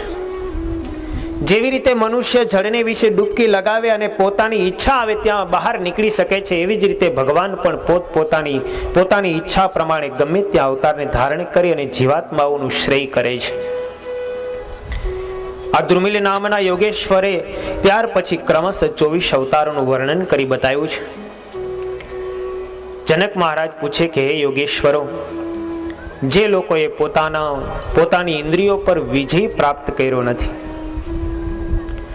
સાથે સાથે જેમનું ચિત્ત પણ અત્યંત વિહવળ રહ્યા કરે છે, અશાંત બનેલું છે, જે લોકો ભગવાનની ભક્તિ ક્યારેય કરતા નથી, એવા લોકોની અંતે ગતિ શું થાય છે?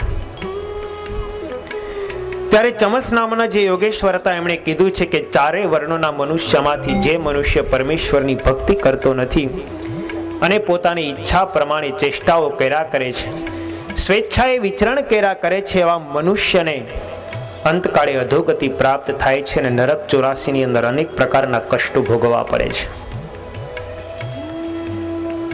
ત્યાર પછી જનક મહારાજે યોગેશ્વરોને પૂછ્યું છે ભગવાન કયા સમયે, કયા રંગ અને કયા આકૃતિનો સ્વીકાર કરે છે અને મનુષ્યો કયા નામોથી અને વિધિઓથી જેમની ઉપાસના અને ભક્તિ કરે છે એ ઉપાય મને બતાવો. ત્યારે કરભાજન નામના જે યોગેશ્વર હતા તેમણે કહ્યું છે કે ભગવાનનો સતયુગની અંદર શ્વેત રંગ હોય છે, ત્રેતાયુગમાં લાલ રંગ હોય છે, દ્વાપર યુગમાં શ્યામ વર્ણ અને કળિયુગમાં કૃષ્ણ વર્ણનું ધારણ કરે છે. એ ભગવાનની આકૃતિ પોતાના ભક્તની જેવી ઈચ્છા હોય એવી રીતે ભગવાન આકૃતિનો સ્વીકાર કરે છે. ક્યારેક ભગવાન મનુષ્યાકૃતિ પણ ધારણ કરે છે, ક્યારેક મત્સ્ય રૂપે, ક્યારેક હૈગ્રીવ રૂપે, ક્યારેક ઋષિ રૂપે પણ અવતાર ધારણ કરી પોતાના ભક્તની રક્ષા કરે છે, અધર્મનો ઉચ્છેદ કરે છે, ધર્મનું પ્રસ્થાપન કરે છે, અસુરોનો સંહાર કરી અને પૃથ્વીને હળવી બનાવી દે છે. નારદજીએ વસુદેવને કીધું છે કે હે વસુદેવ, આ પ્રમાણે મિથિલા નરેશ જનકે નવયોગેશ્વર પાસેથી ભાગવત ધર્મનું વર્ણન સાંભળી પોતે ખૂબ જ આનંદિત થયા છે, નવયોગેશ્વરોનું પૂજન કર્યું છે. હે વસુદેવ, તમે પણ તમારા પુત્ર શ્રી કૃષ્ણ છે ને સાક્ષાત બ્રહ્મ છે, એને જ વિશે તમારા સર્વ કર્મનો વિનિયોગ કરી, તમારા સર્વ કર્મો એમના ચરણોની અંદર સમર્પિત કરી અને નિષ્કામ ભક્તિ યોગનું અનુસરણ કરી એને જ પ્રાપ્ત કરો, એવી મારી તમને ખાસ ભલામણ છે. શ્રી કૃષ્ણ ભગવાનની કીર્તિનું ગાન, એમનું મહાત્મ્ય, એમનો મહિમા, એ પરમ તત્વ શા માટે આ પૃથ્વી ઉપર અવતરિત થયા છે? તમારા પુત્ર રૂપે અવતરિત થઈ મનુષ્ય જેવા વર્તી તમને પુત્ર રૂપે સુખ પ્રદાન કરી, અનેક અધર્મનો ઉચ્છેદ કરી, ધર્મનું પ્રસ્થાપન કરી, ગોપી જેવા અનેક ભક્તજનોને સુખ પ્રદાન કરી અને શ્રી કૃષ્ણ ભગવાન તમારી સાથે વર્તે છે. એ જ એમની મોટામાં મોટી મોટાઈ છે. માટે તમે તમારા પુત્રને વિશે પુત્ર ભાવ અડગો કરી અને બ્રહ્મની ભાવના કેળવો, તમને ખૂબ સુખ અને શાંતિ પ્રાપ્ત થશે. નારદજીનો ઉપદેશ સાંભળી વસુદેવજીને પોતાના પુત્રને વિશે બ્રહ્મભાવ પ્રાપ્ત થયો છે. થોડા દિવસો નારદજી દ્વારકામાં રહીને ત્યાંથી વિદાય થયા છે. થોડા દિવસોની બાદ ભગવાન શ્રી કૃષ્ણની પાસે બ્રહ્માદિક સર્વે દેવતાઓ કોઈને ખબર ન પડે એ રીતે ભગવાન શ્રી કૃષ્ણ પાસે પધાર્યા છે અને પ્રાર્થના કરી છે, પ્રભુ, જે હેતુ તે આપે આ પૃથ્વી ઉપર અવતાર ધારણ કર્યો, એ તમામ કાર્યો હવે પૂર્ણ થયા છે. હવે જો આપની ઈચ્છા હોય તો પુનઃ ધામમાં પધારો, એવી પ્રાર્થના કરવા માટે અમે આવ્યા છીએ. બ્રહ્માદિક દેવતાઓએ જ્યારે આ પ્રમાણે શ્રી કૃષ્ણ ભગવાનની એકાંતની અંદર પ્રાર્થના કરી છે, ભગવાને કીધું છે, મારા તમામ કાર્યો સિદ્ધ તો થયા છે, પણ હજી એક કામ બાકી છે. યદુવંશીઓનો સંહાર કરવાનું કાર્ય બાકી રહી ગયું છે. સંહાર કરી અને હું તરત ધામની અંદર પાછો ફરીશ. બ્રહ્માદિક દેવતાઓ ભગવાનની પ્રાર્થના કરીને ગયા છે. આ બાજુ બ્રહ્માદિક દેવતાઓ ગયા બાદ દ્વારકાની અંદર અનેક પ્રકારના અપશુકોનો થવા લાગ્યા છે. બધા યાદવો ભયભીત થયા છે અને તે ગભરાઈને ભગવાન શ્રી કૃષ્ણની પાસે જઈને ભગવાનને પ્રાર્થના કરતા કહ્યું છે, પ્રભુ, બ્રાહ્મણોના શાપને કારણે અનેક ઉત્પાતો દ્વારકાની અંદર થવા લાગ્યા છે, કંઈક ઉપાય કરો જેથી કરીને આ શાપથી આપણે મુક્ત થઈએ. ભગવાને કીધું છે કે ચંદ્રમા ઉપર જ્યારે દક્ષ પ્રજાપતિનો શ્રાપ થયો છે અને રાજ્યક્ષમારામનો રોગ થયો હતો, ત્યારે એમનું નિવારણ કરવા માટે થઈને ચંદ્રમા પ્રભાસ ક્ષેત્રની અંદર ગયા હતા અને ત્યાં એમના રોગનું નિવારણ થયું હતું. માટે આ બ્રાહ્મણોના શાપથી જો મુક્ત થવું હોય તો આપણે પણ બધા પ્રભાસ ક્ષેત્રની અંદર જઈએ, ત્યાં દેવતાઓનું આરાધન, પૂજા અર્ચના કરીએ. ત્યાં જવાથી આપણા કર્મો, આપણા પાપો બધા નિવૃત્ત થશે. ભગવાન શ્રી કૃષ્ણ બધા યદુવંશીઓની સાથે પ્રભાસ ક્ષેત્ર જવા માટે થઈને તૈયાર થયા છે. આ સમાચાર જ્યારે ઉદ્ધવજીને મળ્યા છે, ઉદ્ધવજી દોડતા જ ભગવાનની પાસે આવ્યા છે. ભગવાને ઉદ્ધવજીને કીધું છે, ઉદ્ધવજી, તમે મારા ખૂબ આત્મીય છો, પ્રિય છો, સખા છો, મિત્ર છો, મારી સાથે સુહૃદ ભાવથી રહ્યો છો. મારી તમને એટલી વિનંતી છે કે હવે તમે આ પૃથ્વી ઉપર મારું જ સ્મરણ અને ચિંતન કરતા કરતા વિચરણ કરો. યદુવંશીઓને શ્રાપ થયો છે, યદુવંશીઓની અંદર તમે પણ આવી જાઓ છો, પરંતુ મારા અનુગ્રહથી તમને યદુવંશીઓનો જે શ્રાપ બ્રાહ્મણોનો લાગ્યો છે ને, એ શ્રાપ તમને બાધ નહીં કરી શકે. ઉદ્ધવજી હાથ જોડીને કીધું છે, પ્રભુ, તમારી વાત તો સાચી છે, તમારો વિયોગ હું સહન કરી શકું તેમ નથી. મારા સગા સંબંધીઓમાં પણ મને ખૂબ અનુરાગ અને પ્રીતિ છે. મારું ચિત્ત વિષયોમાં અત્યંત આસક્ત થયેલું છે. મને એવો કંઈક ઉપદેશ આપો જેથી કરીને મારું વિષયાસક્ત હૃદય છે, હૃદય વિષયાસક્તિથી રહિત થાય. સગા સંબંધીઓની આશાઓ રૂપી જે દોરડાઓથી બંધાયેલો હું છું, એ દોરડાઓનું બંધન મને તૂટે. ભગવાન શ્રી કૃષ્ણ ઉદ્ધવજીને ઉપદેશ આપતા એક કથા સંભળાવે છે. એકવાર દત્તાત્રેય ભગવાન યદુ મહારાજ પાસે ગયા છે અને યદુ મહારાજે દત્તાત્રેયને પ્રશ્નો પૂછ્યા છે કે મારી મુક્તિ કઈ રીતે થાય, સગા સંબંધીમાંથી બંધન કઈ રીતે તૂટે, એનો ઉપાય બતાવો. યદુ મહારાજ કહે છે કે હે પ્રભુ દત્તાત્રેય, તમે એકાકી વિચરણ કરનારા છો, છતાં પણ તમે અનેકમાંથી ગુણ ગ્રહણ કરીને વિકારથી રહિત અને નિર્લેપપણે વિચરણ કરો છો. માટે મને એવો કંઈક ઉપાય બતાવો. એ સમયે દત્તાત્રેય ભગવાને યદુ મહારાજને વાત કરતા કહે છે કે હું જે કંઈ કર્મ કરું છું એ અકર્મ થઈ બધા જ કર્મ અન્યત્ર સમર્પિત કરી પરમેશ્વરના ચરણોમાં સમર્પિત કરીને વિચરણ કરું છું. મારે વિશે અનેક સદગુણોનો આવિર્ભાવ થયો છે. એનું કારણ એ છે કે મેં અનેક વસ્તુઓમાંથી ગુણમય દ્રષ્ટિ દ્વારા ગુણોને ગ્રહણ કર્યા છે. માટે હે યદુ મહારાજ, તમે પણ જો અનેક વસ્તુઓમાંથી ગુણનું ગ્રહણ કરશો ને તો તમારું ચિત્ત પણ સદગુણોનો ભંડાર બની જશે અને દુર્ગુણોથી રહિત થઈ જશે. દત્તાત્રેય ભગવાન કહે છે કે મેં પૃથ્વી અને વૃક્ષમાંથી સહનશીલતા અને પરોપકારનો ગુણ લીધો છે. વાયુમાંથી સુગંધ અને દુર્ગંધથી અસંગી રહેવાનો ગુણ લીધો છે. આકાશ સર્વમાં વ્યાપક હોવા છતાં પણ અસંગી રહે છે.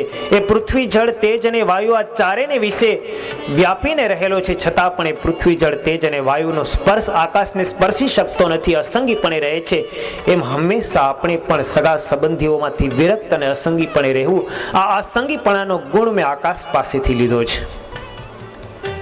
જળ હંમેશા બીજાને પવિત્ર બનાવે અને પોતે હંમેશા સ્વચ્છ રહેવાનો આગ્રહ રાખે, એમ જે મનુષ્ય પોતે સ્વચ્છ રહે અને બીજાને પવિત્ર કરે, એવો ગુણ મેં જળ પાસેથી લીધો છે. અગ્નિ છે, એના જેવો કોઈ તેજસ્વી પુરુષ ન કહેવાય કે કોઈથી દબાય નહીં, કોઈના તેજથી પરાભૂત થાય નહીં.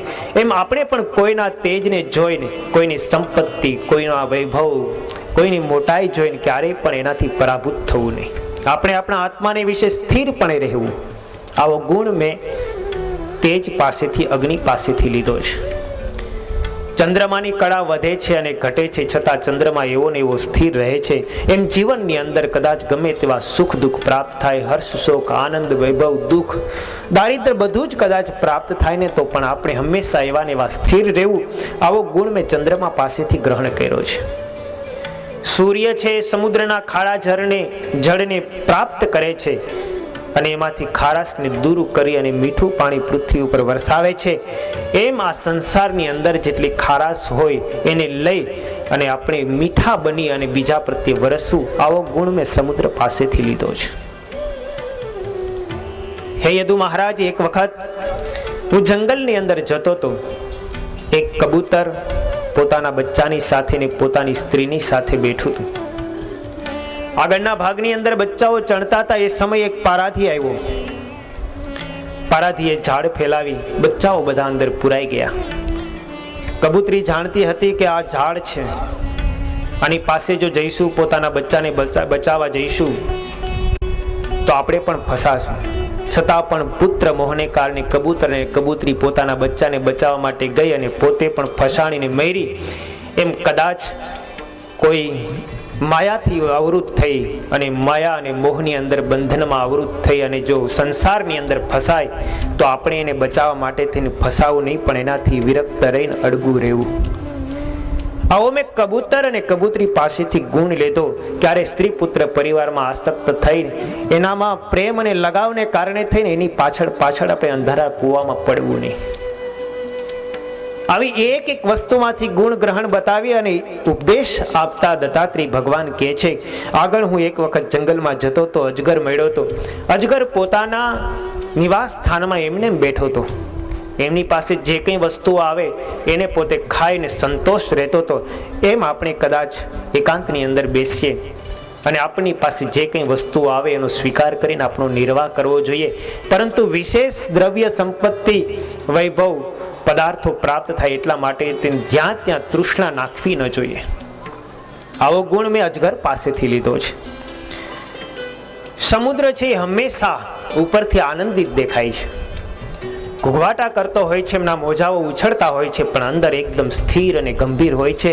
એમ આપણે પણ બહારથી આનંદિત રહેવું, પણ અંદર ગંભીરપણે સ્થિર રહેવું, આપણા આત્માને વિશે રમણ કરતા રહેવું, આવો ગુણ મેં સમુદ્ર પાસેથી લીધો છે. પતંગિયું દીવાના પ્રકાશની અંદર મોહિત થઈ અને એમાં બળી મરે છે, એમ આપણે પણ પતંગિયાની જેમ ક્યારેય પણ સ્ત્રીમાં આસક્ત થઈને એના મોહ પાસની અંદર બંધાઈ જવું નહીં. આવો મેં પતંગિયા પાસેથી ગુણ લીધો છે. ભ્રમર છે એ દરેક ફૂલોમાંથી ફરીને એમાંથી સુગંધ ગ્રહણ કરે છે, પરંતુ ફૂલોને જરા પણ અડચણ આવવા દેતો નથી. એમ ત્યાગી હોય, વિરક્ત પુરુષ હોય, એમણે હંમેશા સંસારીઓ પાસેથી થોડું પ્રાપ્ત કરીને પોતાનું જીવન નિર્વાહ ચલાવો, પણ સંસારીઓને ઠેસ પહોંચે, એમના વ્યવહારની અંદર અડચણ થાય એ રીતે ક્યારેય એમને પરેશાન કરવા નહીં. આવો એક એક ગુણ એક એક વસ્તુમાંથી એમને મેળવો છે. મેં મધમાખી પાસેથી એવો ગુણ લીધો, મધમાખી દરેક પદાર્થોમાંથી સારી સારી વસ્તુનો રસનો સાર ખેંચીને એક પોળું બનાવે છે અને એમાં જ પોતે આસક્ત થઈ જાય છે. માટે ક્યારેય પણ રસનું આકર્ષણ કરીને પદાર્થોને ભેગા કરીને એનો બહુ સમૂહ બનાવો નહીં. જો એનો સમૂહ બનાવશો, બહુ પદાર્થને ભેગા કરશો ને, તો એમાં જ આપણે મરશું અને એમાં જ આપણું જીવન પસાર થઈ જશે. મેં હાથીમાંથી એવો ગુણ લીધો છે કે હાથી હોય એ હાથીને સ્પર્શ કરવાની બહુ વિવક્ષા હોય છે. હાથીને પકડવા માટે થઈને માણસો હાથી જેવું જ એક હાથીનું ચિત્ર બનાવે, નીચે મોટો બધો ખાડો કરે, ઉપર હાથીનું ચિત્ર રાખે. હાથીને સ્પર્શ કરવાની બહુ તમન્ના હોય, એ હાથીના ચિત્રને સ્પર્શ કરવા માટે જાય અને ખાડાની અંદર મદોન્મથ હાથી પકડાય, પડી જાય અને શિકારીઓને પકડી લેતા હોય છે. માટે હાથીની જેમ આપણે સ્પર્શ કરવાની બહુ વિવક્ષા ન રાખવી. જો સ્પર્શમાં અતિશય આતુર થશું તો આપણે પણ મોહ પાસમાં બંધાઈ જશું. આવી રીતે મેં હાથી પાસેથી ગુણ લીધો છે. પારધી પાસેથી ગુણ મેં એવી રીતના લીધો છે કે પારધી છે ને એ મધમાખીનું પોળું હોય તો એમની પાસે જઈ અને મધમાખીઓને પકડી લે અને બધો જ રસ પોતે મેળવી લે છે.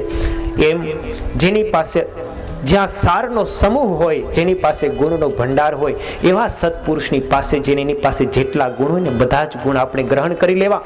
આવો ગુણ મેં પારધી પાસેથી લીધો છે.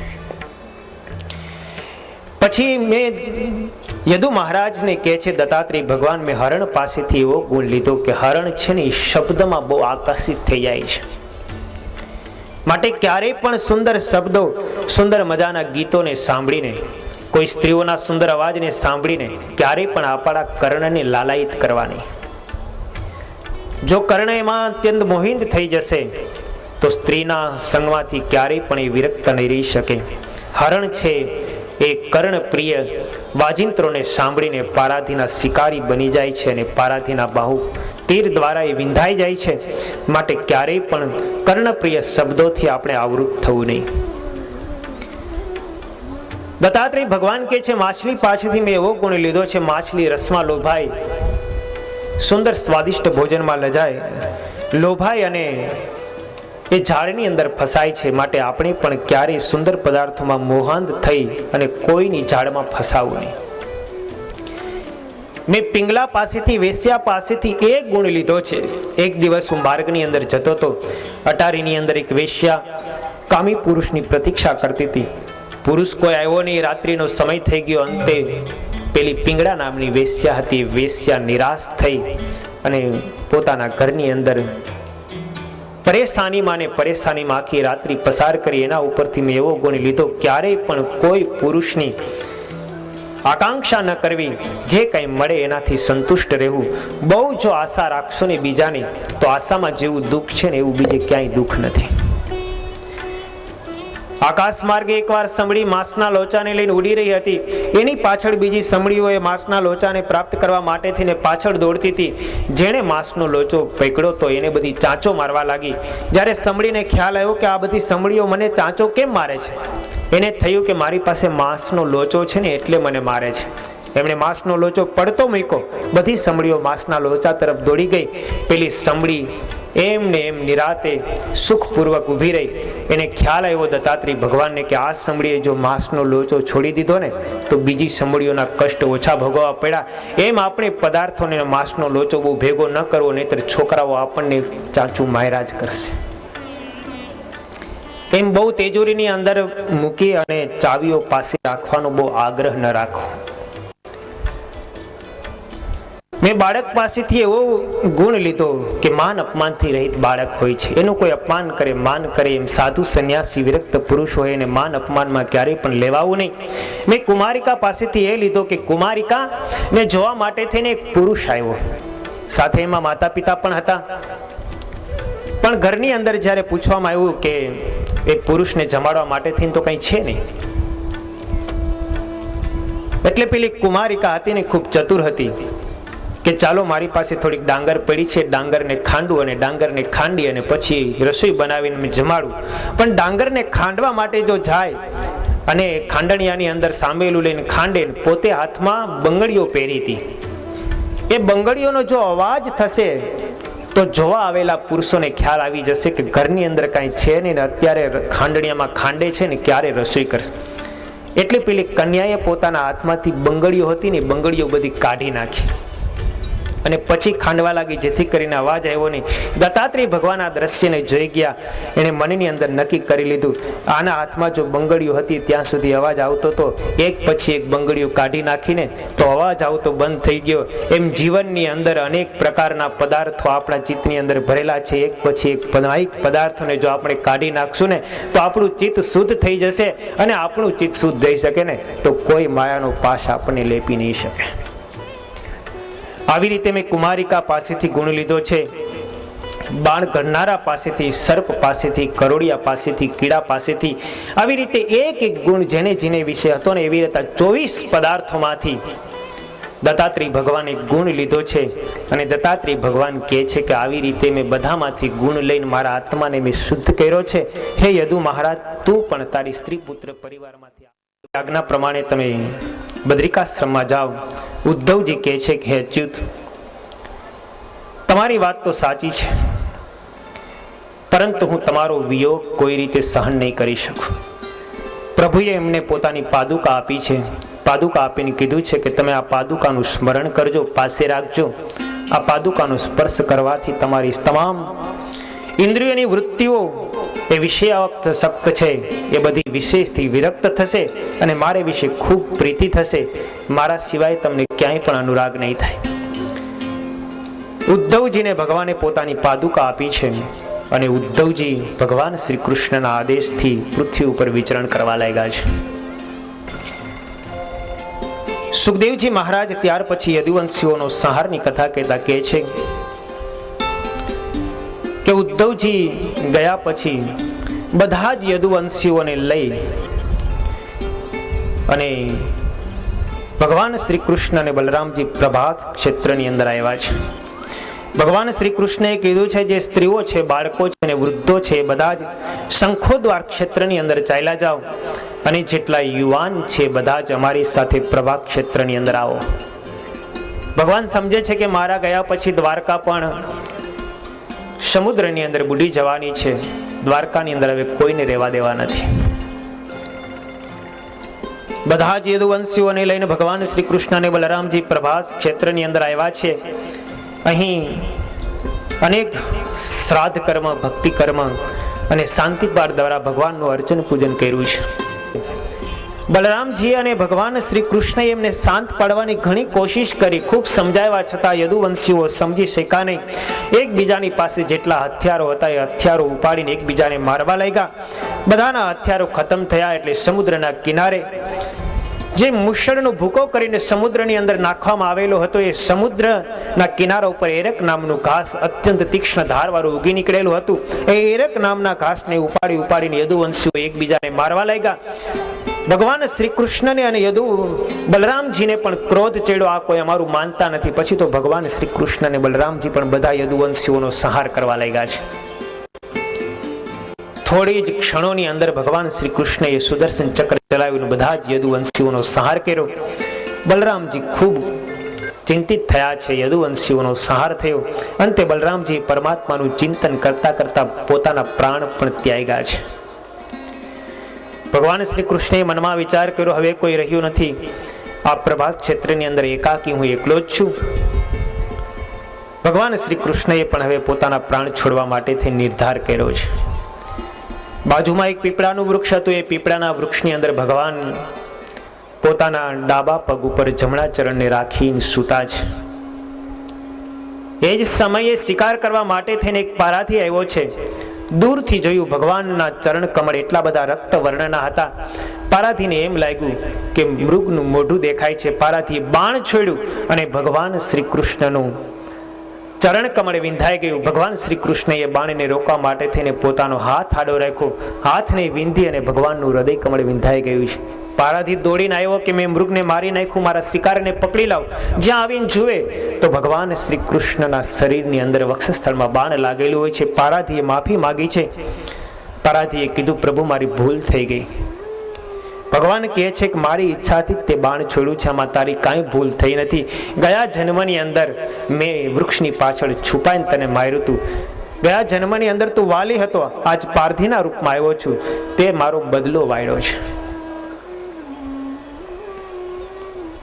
પારાધીને કહે છે, પારાધી તું જરાય શોક કરીશ નહીં, મારી કૃપાથી તને સ્વર્ગલોક પ્રાપ્ત થશે. એ સમયે વિમાન આવ્યું છે, પારાધી સ્વર્ગની અંદર ગયો છે. એ સમયે દોડતો દોડતો ભગવાન શ્રી કૃષ્ણના રથનો સારથી દારૂક આવ્યો છે. દારૂકે આવીને ભગવાનને પ્રાર્થના કરી છે, પ્રભુને કીધું છે, પ્રભુ તમે મને સાથે લઈ જાઓ, તમે એકલા ન જાઓ, મને છોડી દેશો, તમારા વિયોગની અંદર હું રહી નહીં શકું. પ્રભુ કહે છે, તારે મારું એક હજી કામ કરવાનું છે. હે દારૂક, તારે દ્વારકાની અંદર જવાનું છે. મારા નહીં રહેવાથી સમુદ્ર દ્વારકાને બોળી દેવાનો છે. દ્વારકા જઈ અહીંયા યદુવંશીઓનો સંહાર થયો એ વાત કહેવાની છે. ત્યાં જે કોઈ સ્ત્રીઓ અને વૃદ્ધો રહેલા હોય એ બધાને કહેવાનું છે, અર્જુનને કહેજો કે અર્જુન બધાને લઈ જાય હસ્તિનાપુર. અહીંયા હવે કોઈ દ્વારકાની અંદર રહે ને, અને જો દ્વારકાની અંદર રહેશે તો બધા સમુદ્રની અંદર ડૂબી જશે. શ્રી કૃષ્ણ ભગવાને આ પ્રમાણે દારૂકને કીધું છે. દારૂકના દેખતા જ ભગવાન શ્રી કૃષ્ણને જ્યાં હાથ જોડીને પ્રાર્થના કરતા હતા, એ જ સમયે ભગવાનની પાસે રહેલો ગરુડ ધ્વજ, જેની ઉપર છે એવો રથ, ધજા અને ઘોડાઓ બધા આકાશની અંદર અદ્રશ્ય થઈ ગયા. અને દારૂકના દેખતા દેખતા જ ભગવાન પોતાના પ્રાણનો ત્યાગ કર્યો છે. ભગવાનનું શરીર છતે દેહે ભાગવતજીની અંદર એમ લખ્યું છે કે આકાશ માર્ગે અદ્રશ્ય થઈ ગયું.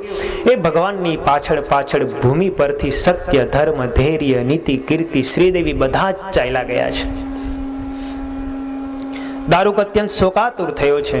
ભગવાન શ્રી કૃષ્ણનું હૃદયની અંદર ચિંતન કરતો કરતો દ્વારકાની અંદર આવ્યો. અષ્ટપટ રાણીઓને, બધી રાણીઓને વાત કરી છે કે યદુકુળનો સંહાર થયો છે. ભગવાન શ્રી કૃષ્ણ અને બલરામજી પણ પોતાના શરીરનો ત્યાગ કરી અને ધામમાં સીધાયા છે.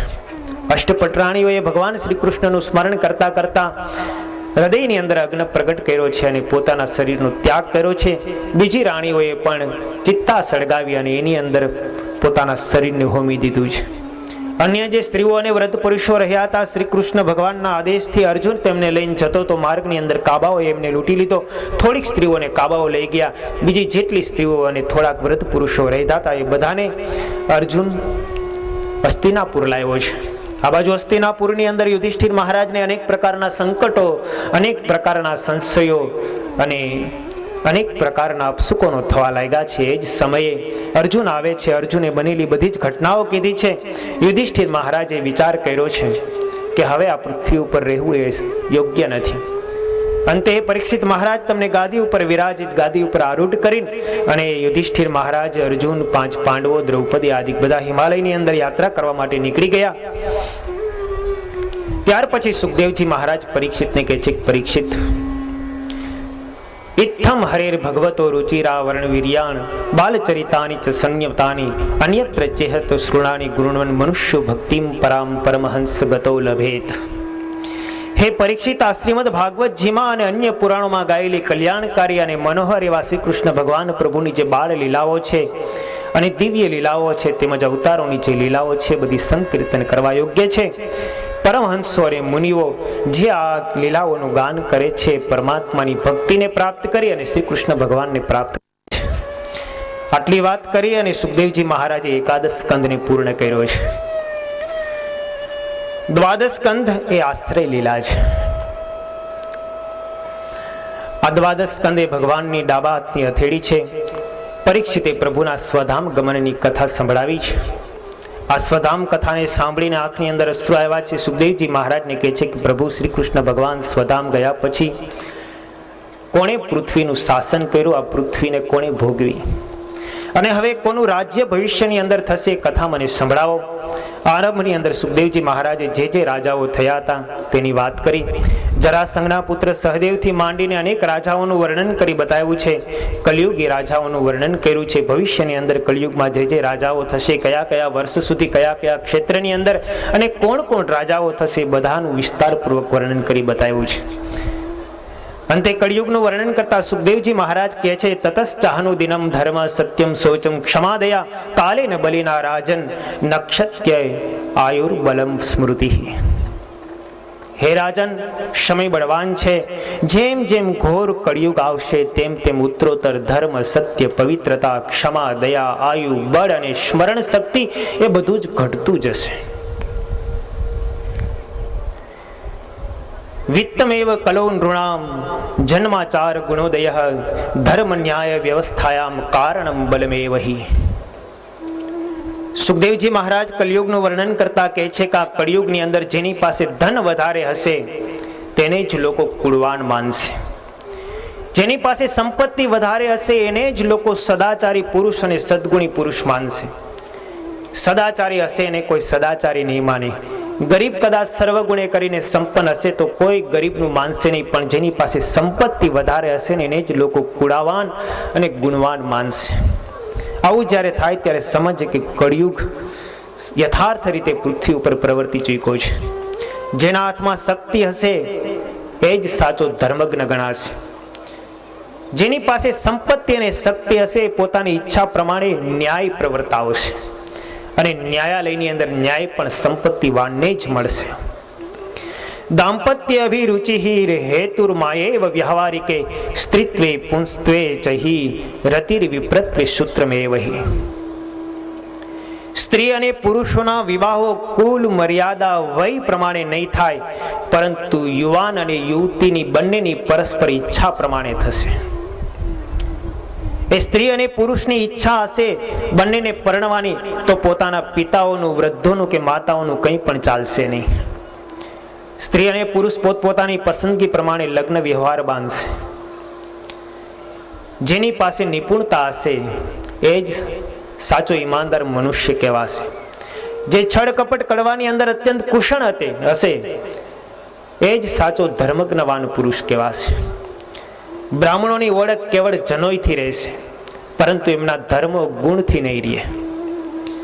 જે લાંચ આપવાની અંદર, પૈસા ખર્ચવામાં અસમર્થ હશે, ન્યાયાલયની અંદર એને ક્યારેય પણ ન્યાય નહીં મળે.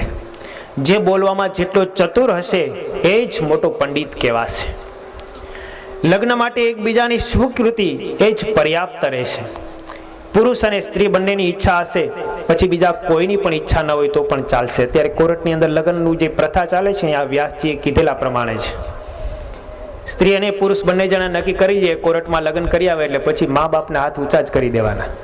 આ વ્યાસજી લખી ગયા છે એટલે એવું થાય છે. શાસ્ત્ર વિધિ અને વિધાનથી કોઈના લગ્ન થશે નહીં.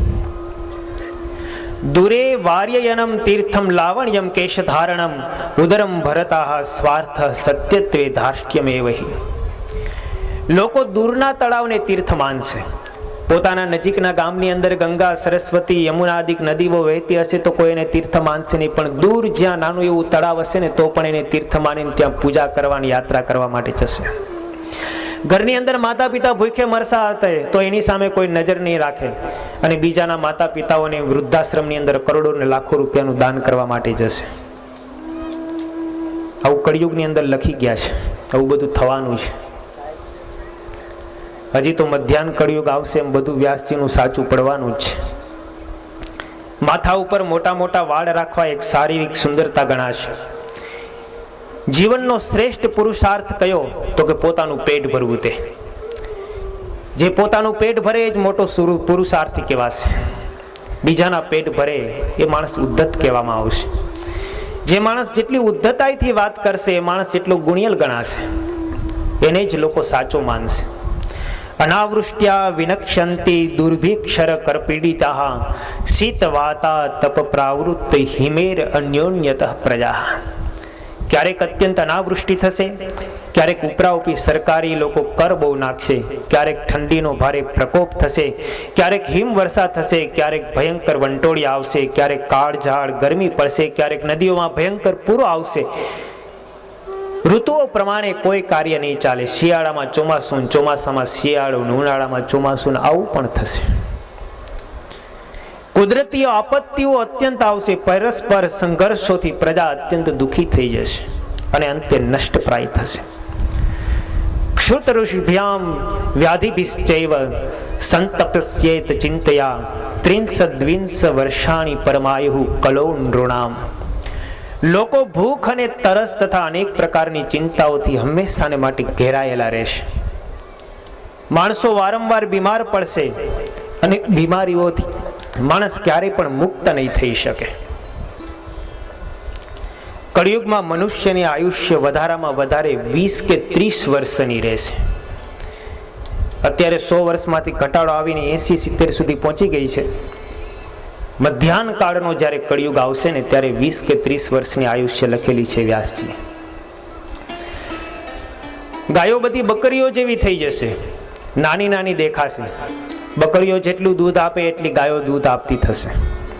ચારે વર્ણના મનુષ્યો શુદ્ર પ્રમાણે આચરણ કરશે.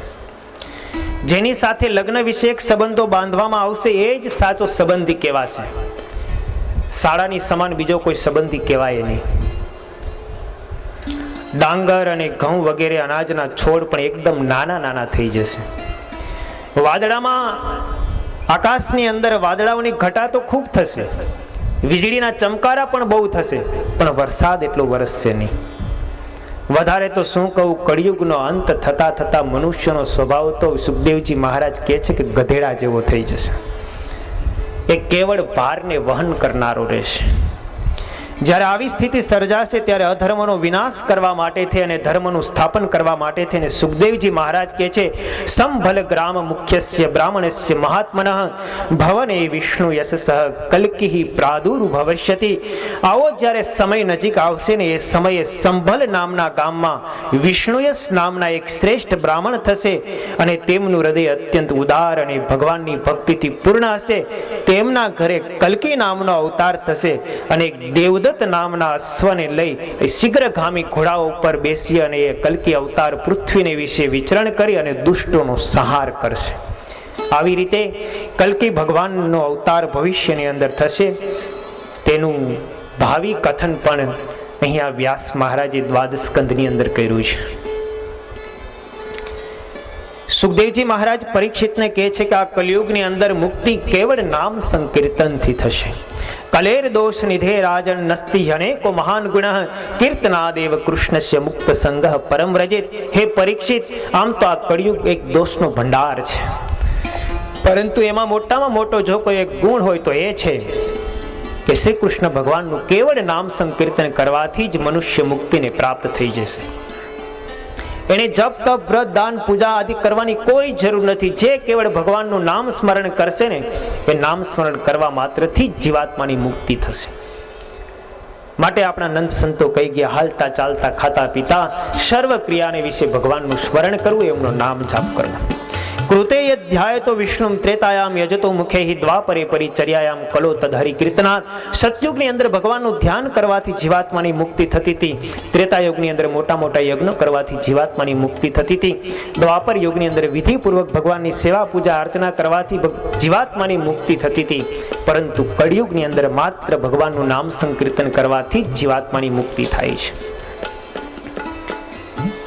એમ કહી ભગવાનના નામ સ્મરણ કીર્તનનો મહિમા કીધો છે. ચૈતન્ય મહાપ્રભુએ પણ કીધું છે, હરેર નામ હરેર નામ કેવલમ કલો નાસ્ત્યવ નાસ્ત્યવ નાસ્ત્યવ ગતિરન્યથા.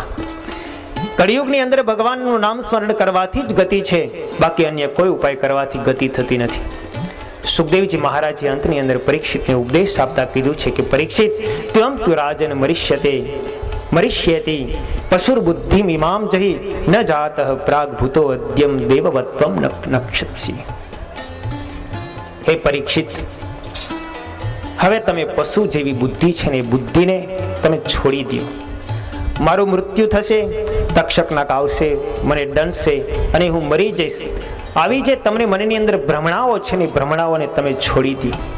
તમે તો આત્મા છો, અજર છો, અમર છો. તમારું ક્યારેય મૃત્યુ થવાનું નથી. પહેલા તમારું જન્મ પહેલા તમારું શરીર નહોતું. જન્મનો અંત થઈ જશે, મૃત્યુ થશે, પછી તમારું શરીર નથી. અંદર રહેલો આ જે આત્મા છે એ તો ક્યારેય જન્મતો નથી, ક્યારેય મરતો પણ નથી. માટે જન્મ મરણના ભયથી રહિત થઈ તમારા આત્માને અજર અમર માનો.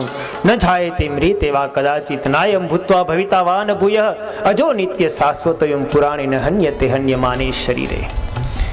આત્મા ક્યારેય જન્મતો નથી, ક્યારેય મરતો નથી, એને ક્યારેય ભૂખ તરસ લાગતી નથી. એ નિત્ય છે, શાશ્વત છે. આ શરીર કદાચ હણાઈ જાય ને તો પણ આત્મા હણાતો નથી. નૈનમ છિંદંતી શસ્ત્રાણી નૈનમ દહતી પાવકઃ ન ચૈનમ ક્લેદયંતી આપો ન શોષેતિ મારુતઃ. હે પરીક્ષિત, આત્માને પાણી ભીંજવી શકતું નથી, અગ્નિ એમને શેકી શકતો નથી. વાયુ એમને સૂકવી શકતો નથી. આત્મા અજર અમર છે, માટે આત્મ તત્વને હું યથાર્થ જ્ઞાન પ્રાપ્ત કરી તારા શરીરના નષ્ટથી તારું નાશ થાય એવું તું માનતો નહીં, માટે મૃત્યુનો ભય તો હંમેશાને માટે છોડી દે. સુખદેવજી મહારાજે પરીક્ષિતને આત્મ તત્વજ્ઞાનનો બોધ આપ્યો છે. જ્ઞાનની વાત સાંભળી, સુખદેવજી મહારાજના વચનો સાંભળીને પરીક્ષિત અંતે કહે છે, ભગવાન તક્ષકાદિભ્યો મૃત્યુભ્યો ન બિભેત્યહમ પ્રવિષ્ટો બ્રહ્મ નિર્વાણમ અભયમ દર્શિતમ ત્વયા. હે ભગવાન, આપે મને અભય પદનો બ્રહ્મ અને આત્માની એકતાનો સાક્ષાત્કાર કરાવી દીધો છે. હવે હું પરમ શાંતિ સ્વરૂપ બ્રહ્મમાં સ્થિત થયેલો છું. હવે મને કદાચ તક્ષક વગેરે કોઈ પણ આવે મારું મૃત્યુ લઈને, તો પણ મને કોઈ પરવા નથી. ભલે મારું મૃત્યુ થાય, હું મૃત્યુના ભયથી હંમેશા રહિત થયો છું. રાજા પરીક્ષિતે ભગવાન સુખદેવજીને આ પ્રમાણે કહીને બહુ પ્રેમથી સુખદેવજી મહારાજની પૂજા કરી છે. સુખદેવજી મહારાજને સાષ્ટાંગ પ્રણામ કર્યા છે. એ સભાને વિશે બેઠેલા તમામ મહાત્માઓને પ્રણામ કર્યા છે. પરીક્ષિત મહારાજ સુખદેવજીને કહે છે, પ્રભુ તમે પધાર્યા, શ્રીમદ ભાગવતનો સપ્તાહ શ્રવણનો વિધિ યથાર્થ રીતે બતાવી શ્રીમદ ભાગવતની કથા સંભળાવી છે. શ્રી કૃષ્ણ ભગવાનના તમામ ચરિત્રોનો જન્મથી લઈને અંતર્ધ્યાન સુધીના તમામ ચરિત્રો સંભળાવ્યા છે. આત્મતત્વનું જ્ઞાન આપ્યું છે. તમે મારી ઉપર ખૂબ કરુણા કરી છે. હું સર્વ સંશયોથી રહિત થયો છું. મૃત્યુનો ભય મારે હવે ટળી ગયો છે. તમે મારી ઉપર કૃપા વરસાવી છે. હું તમારી પાસે એટલી જ પ્રાર્થના કરું છું કે મને ભગવાનનું સાનિધ્ય પ્રાપ્ત થાય. સુખદેવજી મહારાજે કરુણા વરસાવી છે. જાઓ, તમારી મુક્તિ થશે ને ભગવાનનો ચરણમાં તમને વાસ મળશે. ભગવાનના ચરણમાં વાસ મળશે. આવા રૂડા આશીર્વાદ આપીને સુખદેવજી મહારાજ સર્વ સભાજનોને પ્રણામ કરી અને ત્યાંથી વિદાય થયા છે. સુતજી મહારાજ સૌનક આદિ 88,000 ઋષિ મુનિઓને કહે છે કે મુનિકુમાર શૃંગીએ ક્રોધમાં આવી પરીક્ષિત મહારાજને જે શ્રાપ આપ્યો હતો કે તારું 7 દિવસની અંદર તક્ષક નાગના દંશથી મૃત્યુ થવાનું છે. તક્ષક નાગ હવે પરીક્ષિતને દંશ મારવા માટે થઈને નીકળ્યો છે. માર્ગની અંદર એમને કશ્યપ નામનો બ્રાહ્મણ મળ્યો. આ બ્રાહ્મણ ઝેર ઉતારવામાં ખૂબ ચતુર હતો. એ પરીક્ષિત મહારાજ પાસે આવતો હતો. એ કશ્યપ નામનો બ્રાહ્મણને મનની અંદર એવી ઈચ્છા આવતી કે પરીક્ષિતને તક્ષક નાગનો દંશ થવાનો છે, ઝેર ચડવાનું છે, પરંતુ ગમે તેવો નાગ હોય એનો ઝેરને ઉતારવામાં હું પારંગત છું. હું પરીક્ષિત મહારાજનું ઝેર ઉતારી દઈશ. પરીક્ષિત મહારાજ મને ખૂબ સંપત્તિ આપશે. સંપત્તિની લાલસાથી આ કશ્યપ નામનો બ્રાહ્મણ પરીક્ષિત મહારાજ પાસે આવતો તો માર્ગની અંદર આ તક્ષક નાગે એક રાજાનું રૂપ ધારણ કર્યું. રાજાના રૂપ ધારણ કરીને કહે છે, તારે શું ઈચ્છાથી પરીક્ષિત પાસે જા છો? મારે સંપત્તિની ખૂબ ઈચ્છા છે. એ તક્ષક નાગે અન્ય રૂપની અંદર પેલા કશ્યપને ખૂબ સંપત્તિ આપી છે અને કશ્યપ નામના બ્રાહ્મણને પાછો વળાવ્યો છે. અહીંયા તક્ષક જ બ્રાહ્મણનું રૂપ લઈ અને પરીક્ષિત મહારાજ પાસે હવે આવે છે. બ્રાહ્મણના રૂપની અંદર તક્ષક મહારાજ આવ્યા. બ્રાહ્મણના રૂપની અંદર તક્ષક પરીક્ષિત મહારાજ પાસે આવે છે અને પરીક્ષિત મહારાજને ખબર ન પડે એ રીતે દંશ આપે છે અને દંશ આપતાની સાથે જ પરીક્ષિત મહારાજના શરીરની અંદર ઝેર ચડ્યું છે. તક્ષકે જે સમયે દંશ દીધો એ સમયની પહેલા તો પરીક્ષિત મહારાજ પોતાના આત્મ સ્વરૂપને વિશે સ્થિર બની ગયા હતા. એને પોતાના શરીરની અંદર સર્પનો દંશ થયો એ પણ ખબર નહોતી. સુખદેવજી મહારાજના અનુગ્રહથી આત્મ સ્વરૂપમાં લીન હતા. એમના નેત્રો સ્થિર હતા. તક્ષકનો દંશ થયો. પરીક્ષિત મહારાજનું મૃત્યુ થયું છે. પરીક્ષિત મહારાજના દીકરા જનમેજયને જ્યારે આ વાતની ખબર પડી કે મારા પિતાનું મૃત્યુ થયું છે અને તક્ષક એમને કરડી અને એમના દ્વારા જ મારા પિતાનું મૃત્યુ થયું છે, એટલે જનમેજય રાજાએ સર્પ યજ્ઞ કર્યો છે. આ સર્પ યજ્ઞની અંદર જ્યાં જ્યાં પૃથ્વી ઉપર સર્પ હતા એ બધા સર્પો ખેંચાઈને યજ્ઞના કુંડની અંદર બળવા લાગ્યા છે. તક્ષક ગભરાઈ ગયો છે કે હવે મારું પણ મૃત્યુ થશે. તક્ષક ગભરાય અને ઇન્દ્ર પાસે ગયો છે. ઇન્દ્રનું શરણું સ્વીકાર્યું છે. જનમેજયે બ્રાહ્મણોને બોલાવીને એવા યજ્ઞોના મંત્રો ભણાવ્યા કે ઇન્દ્રે સહિત તક્ષક ખેંચાવા લાગ્યો છે. એ જ સમયે અંગિરા નંદન બૃહસ્પતિ મહારાજ દેવતાઓના ગુરુ ત્યાં પધાર્યા છે. જનમેજયને કીધું છે કે રાજન, તો આ સર્પ યજ્ઞ દ્વારા તક્ષકનો નાગ કરવા ઈચ્છે છે, પણ તક્ષક તો અમૃતનું પાન કરેલો છે, એ અમર થઈ ગયેલો છે, એને તું મારી શકીશ નહીં. શા માટે નિર્દોષ સર્પને આ યજ્ઞ કુંડની અંદર હોમી દે છે? માટે આ યજ્ઞને બંધ કર. એકના એક દિવસ જેનું જે સમયે મૃત્યુ લખેલું હોય ને તેનું તે સમયે મૃત્યુ થવાનું જ છે. તારા પિતાનું મૃત્યુ તક્ષક નાગથી જે થયું છે ને એ તો કેવળ નિમિત્ત માત્ર છે. એમનું એકના એક દિવસ તો મૃત્યુ ચોક્કસ નિશ્ચિત જ હતું. બૃહસ્પતિએ જનમેજયને ખૂબ સમજાવ્યા છે. અંતે જનમેજયે બૃહસ્પતિના વચનો માની અને સર્પ યજ્ઞને બંધ કર્યો છે. સુત પુરાણીએ ભાગવતની કથાની અંતિમ સમાપ્તિ કરતા 88,000 ઋષિ મુનિઓ જે પોતાના મુખે કરીને ભાગવતની કથાનું શ્રવણ કરે છે, એ બધા જ ઋષિ મુનિઓની સ્મૃતિની સાથે ભગવાનની સ્મૃતિ કરતા, ભગવાનને વંદન કરતા કીધું છે, યમ બ્રહ્મા વરુણેન્દ્ર રુદ્ર મરુતઃ સ્તુન્વંતિ દિવ્યૈર સ્તવૈર વેદે સાંગ પદ ક્રમોપનિષદેર ગાયંતિ યમ સામગાહ ધ્યાનાવસ્થિત ગતેર મનસા પશ્યંતિ યમ યોગિનો યસ્યાંતમ ન વિદુઃ શુરાસુર ગણા દેવાય તસ્મૈ નમઃ. બ્રહ્મા, વરુણ, ઇન્દ્ર, રુદ્ર અને મરુદ ગણો દિવ્ય સ્તુતિઓ દ્વારા જેમના ગુણાનું ગાદનું હંમેશા ગાન કયા કરે છે. સામ સંગીતના મરવંગ ઋષિ મુનિઓ અંગ, પદ, ક્રમ અને ઉપનિષદો સહિત વેદો દ્વારા જેમનું ગાન કરે છે. યોગીઓ ધ્યાન દ્વારા નિશ્ચલ અને એકાગ્ર મન દ્વારા જેમનું ભાવમય દર્શન પ્રાપ્ત કરતા રહે છે. પરંતુ આ બધું કરવા છતાં દેવો, દૈત્યો, મનુષ્યો કોઈ પણ જેમના વાસ્તવિક સ્વરૂપને યથાર્થ રીતે જાણી શકતા નથી. એવા તે પરમ તત્વ પરમાત્માના ચરણોમાં સુત પુરાણી કે છે, હું નમસ્કાર કરું છું. 7 દિવસ સુધી આપણે આ કથાનું શ્રવણ કર્યું. ભાગવતજી ગ્રંથની અંદર 12 સ્કંધો છે, 18,000 શ્લોકો છે. સુત પુરાણીએ 18,000 શ્લોકોનું વિસ્તારપૂર્વક નિરૂપણ કરીને 88,000 ઋષિ મુનિઓને આ કથા સંભળાવી છે.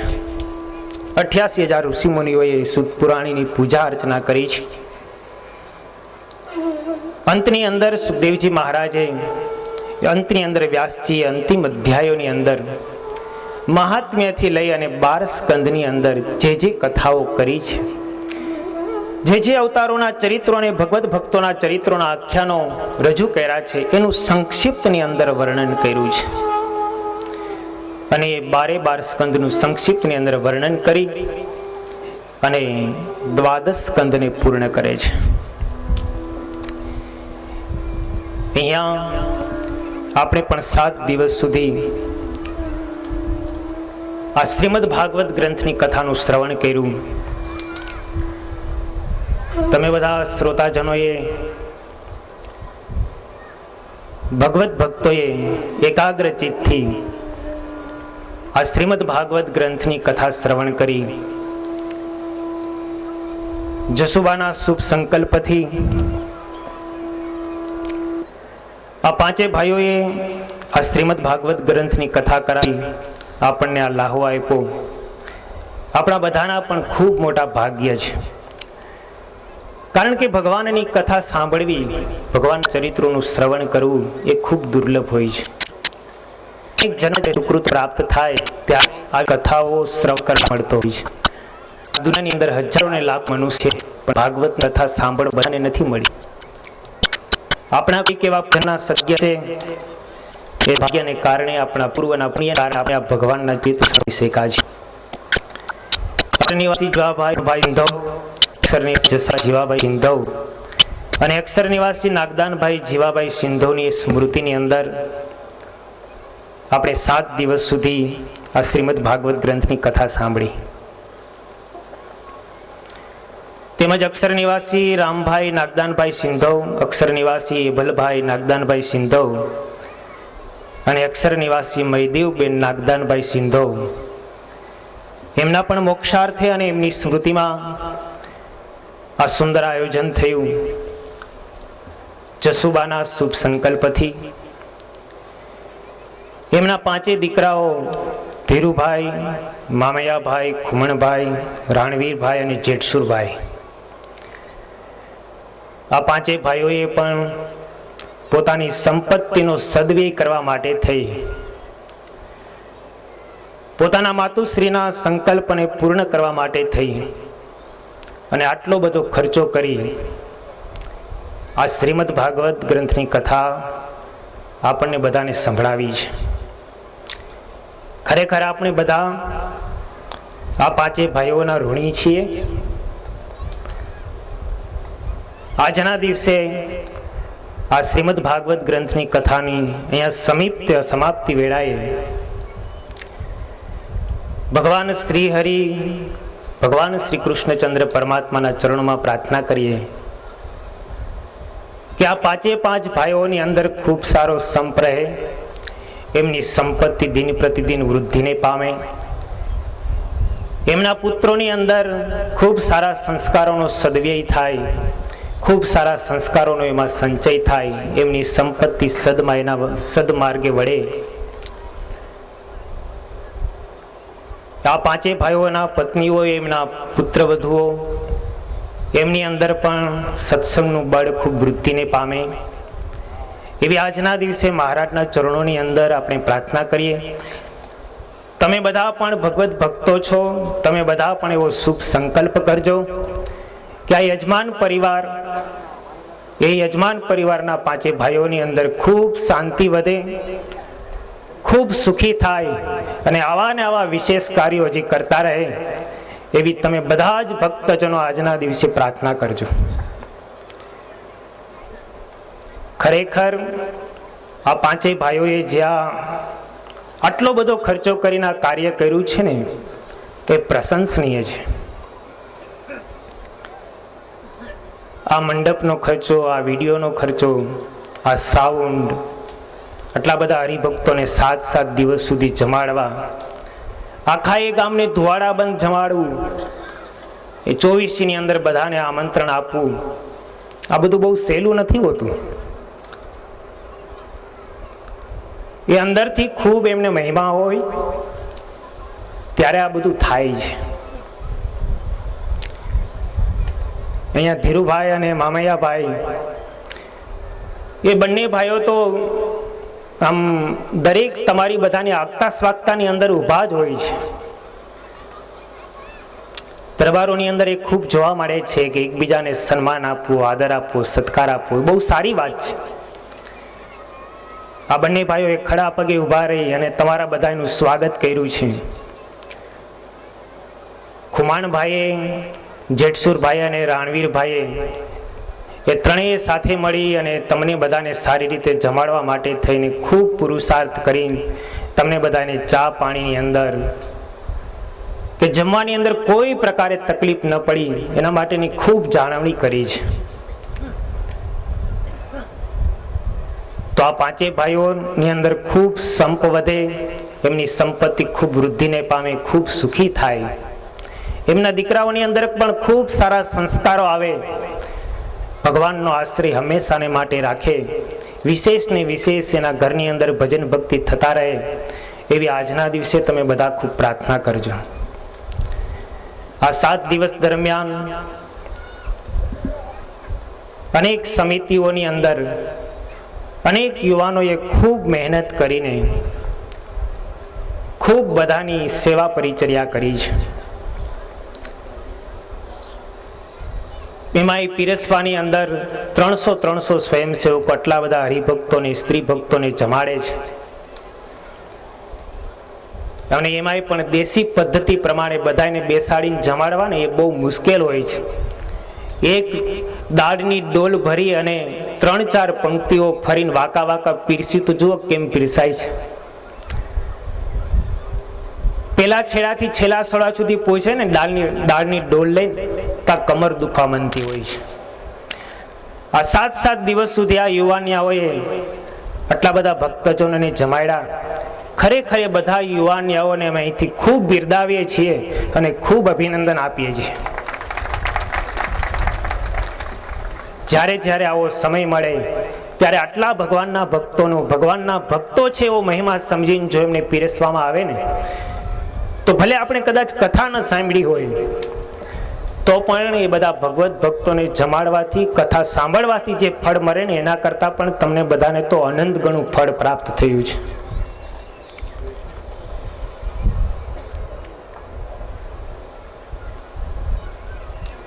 અહીં અનેક સમિતિઓ છે.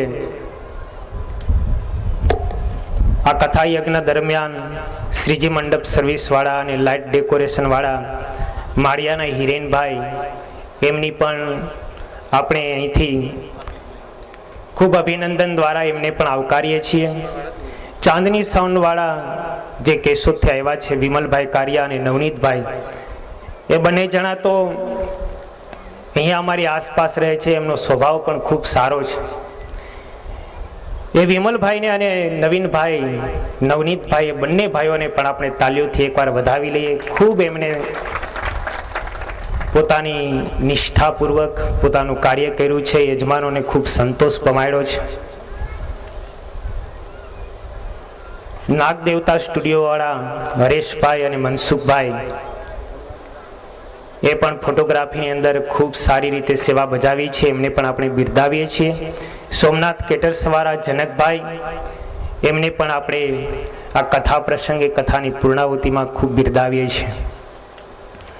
ખાસ કરીને મને બિરદાવવાનું મન તો એ થાય કે સિંધવ પરિવારના જે યુવાનો છે એની સાથે સાથે ગામના જેટલા યુવાનિયાઓ છે એ બધાએ આ પોતાનો ઉત્સવ છે, મારે ઘરે ઉત્સવ છે એવું માની અને પોતાની ખંતતાપૂર્વક જે સેવા કરી છે ને, એ સેવા બદલ આ ગામના તમામ યુવાનિયાઓને આપણે તાલીઓથી એકવાર વધાવી લઈએ. અમુક પીરસણ સમિતિની અંદર યુવાનિયાઓ હતા, અમુક અહીંયા સભાસદોની અંદર સભામાં જળપાન કરાવવા માટે, અમુક ચાની વ્યવસ્થાની અંદર, અમુક બહારથી સામગ્રી એકત્રિત કરવાની અંદર જે યુવાનિયાઓ રોકાયેલા છે એ બધા જ યુવાનિયાઓને પણ આપણે બિરદાવીએ છીએ. ખાસ કરીને અહીં સ્ટેજ ઉપર સંહિતા પાઠકની અંદર રવિભાઈ જોશી, જેઠાભાઈ જોશી અને ત્રિકમભાઈ જોશી 7 દિવસ સુધી એમણે શ્રીમદ ભાગવતની પારાયણ કરી છે. એ ત્રણેય બ્રાહ્મણોને પણ આપણે એકવાર જોરદાર તાળીઓથી વધાવી લઈએ. કીર્તન ભક્તિ કરવા માટે થઈ અને અમારી સાથે પીપલાણાથી ભગવાનજીભાઈ એવા 7 દિવસ સવારે અને સાંજે એમણે કીર્તન ભક્તિનો લાહો આપ્યો. તો આપણે એકવાર ભગવાનજીભાઈને પણ તાળીઓથી વધાવીએ. ખાસ કરીને સ્નેહીજનોની અંદર લખા બાપા, એનું મુખ્ય સ્થાન રહ્યું છે અમારા માટે. જે કોઈ મહેમાન આવે ને એની આગતા સ્વાગતાની અંદર એમનું બહુ સારું કામ છે. વૃદ્ધ હોવા છતાં પણ નાના નાના બાળકને પણ હાથ જોડી અને સ્વાગત કરી અને સભાની અંદર બેસાડે છે. સત્સંગનું ખૂબ બળ છે. રાણવીરભાઈ લખાભાઈ સિંધવ, એમને પણ આજના દિવસે યાદ કરીએ. આ બધા સિંધવ પરિવારના સંબંધીજનોએ સાથે મળી અને ખૂબ સારો ભોગ આપ્યો છે. ઠારણભાઈ સિંધવ, એમને પણ યાદ કરવાનું મન થાય. ઘણી સમિતિની અંદર પણ એમની કાર્યકુશળતા દેખાઈ આવી છે. ખાસ કરીને આ કથાનું આયોજન થયું એ સમયે અને કથાના પ્રારંભથી લઈ અને પૂર્ણાહુતિ સુધી જેમને સર્વ પ્રકારે સર્વ સમિતિની અંદર ધ્યાન આપ્યું છે એવા વકવાતભાઈને પણ આજે યાદ કરીએ અને એમના પુત્ર પ્રકાશભાઈને પણ યાદ કરીએ. આ વકવાતભાઈને પણ આપણે તાલીઓથી ખૂબ વધાવી લઈએ. આ સિંધવ પરિવારને, યજમાનને તેઓ ખૂબ માર્ગદર્શક રૂપ થયા છે અને ખૂબ એમણે બધી સમિતિની અંદર જાળવણી આપી છે અને આશ્વાસન પણ ખૂબ પૂરું પાડ્યું છે. વિક્રમભાઈને પણ આપણે યાદ કરીએ. અંતની અંદર સર્વ સભાસદોની જેટલા શ્રોતાઓ આ બેઠા છે, નામી અનામી જે કોઈ આ 7 દિવસની પારાયણની અંદર જેમણે આ યજ્ઞની અંદર ભાગ આપ્યો છે એ તમામ શ્રોતાજનોને, સ્વયંસેવકોને અમે અહીંથી 2 હાથ જોડી અને ખૂબ બિરદાવીએ છીએ. બીજું ખાસ કહેવાનું એ છે કે 7 દિવસ દરમિયાન તમે બધાએ ખૂબ સારી કથા સાંભળી છે. એમાં સ્ત્રી ભક્તોનો મોટા પ્રમાણની અંદર કથા સાંભળવામાં ભાગ રહ્યો છે. ગામના લોકો પરગામથી સવાર સાંજ ઘરકામ હોય એ બધું જ સમાટી સવારમાં વહેલું ઘરનું કામ બધું પૂરું કરી આખો દિવસ અહીંયા રહેતા હોય છે. ખૂબ પ્રેમપૂર્વક શ્રદ્ધાથી અમને અડચણરૂપ ન થાય, કોઈ પ્રકારની અમારી મર્યાદા ભંગ ન થાય અને કોઈ પ્રકારનો ઘોંઘાટ ન થાય એ રીતે શાંતિપૂર્વક કથાનું શ્રવણ કર્યું છે. એ બદલ સ્ત્રી ભક્તોને પણ અહીંથી બિરદાવીએ છીએ. પુરુષ ભક્તોએ પણ શાંતિપૂર્વક સાંભળ્યું છે. યુવાનિયાઓ પણ આ સભાની અંદર ખૂબ બેઠેલા દેખાય છે અને બાળકો પણ કોઈ પ્રકારની હલચલ કર્યા વગર શાંતિપૂર્વક કથાનું શ્રવણ સાંભળે છે. તો આ બાલ વ્રત સર્વ પુરુષ ભક્તોનું પણ અમે અહીંથી અભિવંદન કરીએ છીએ. આ 7 દિવસની કથા દરમિયાન મારાથી કદાચ કોઈ ભૂલ થઈ ગઈ હોય તો સર્વ શ્રોતાજનોની માફી માગું છું.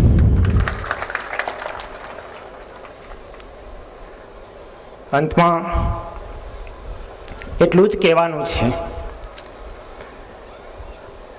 કે આપણે આ જે કંઈ કથા શ્રવણ કરીએ છીએ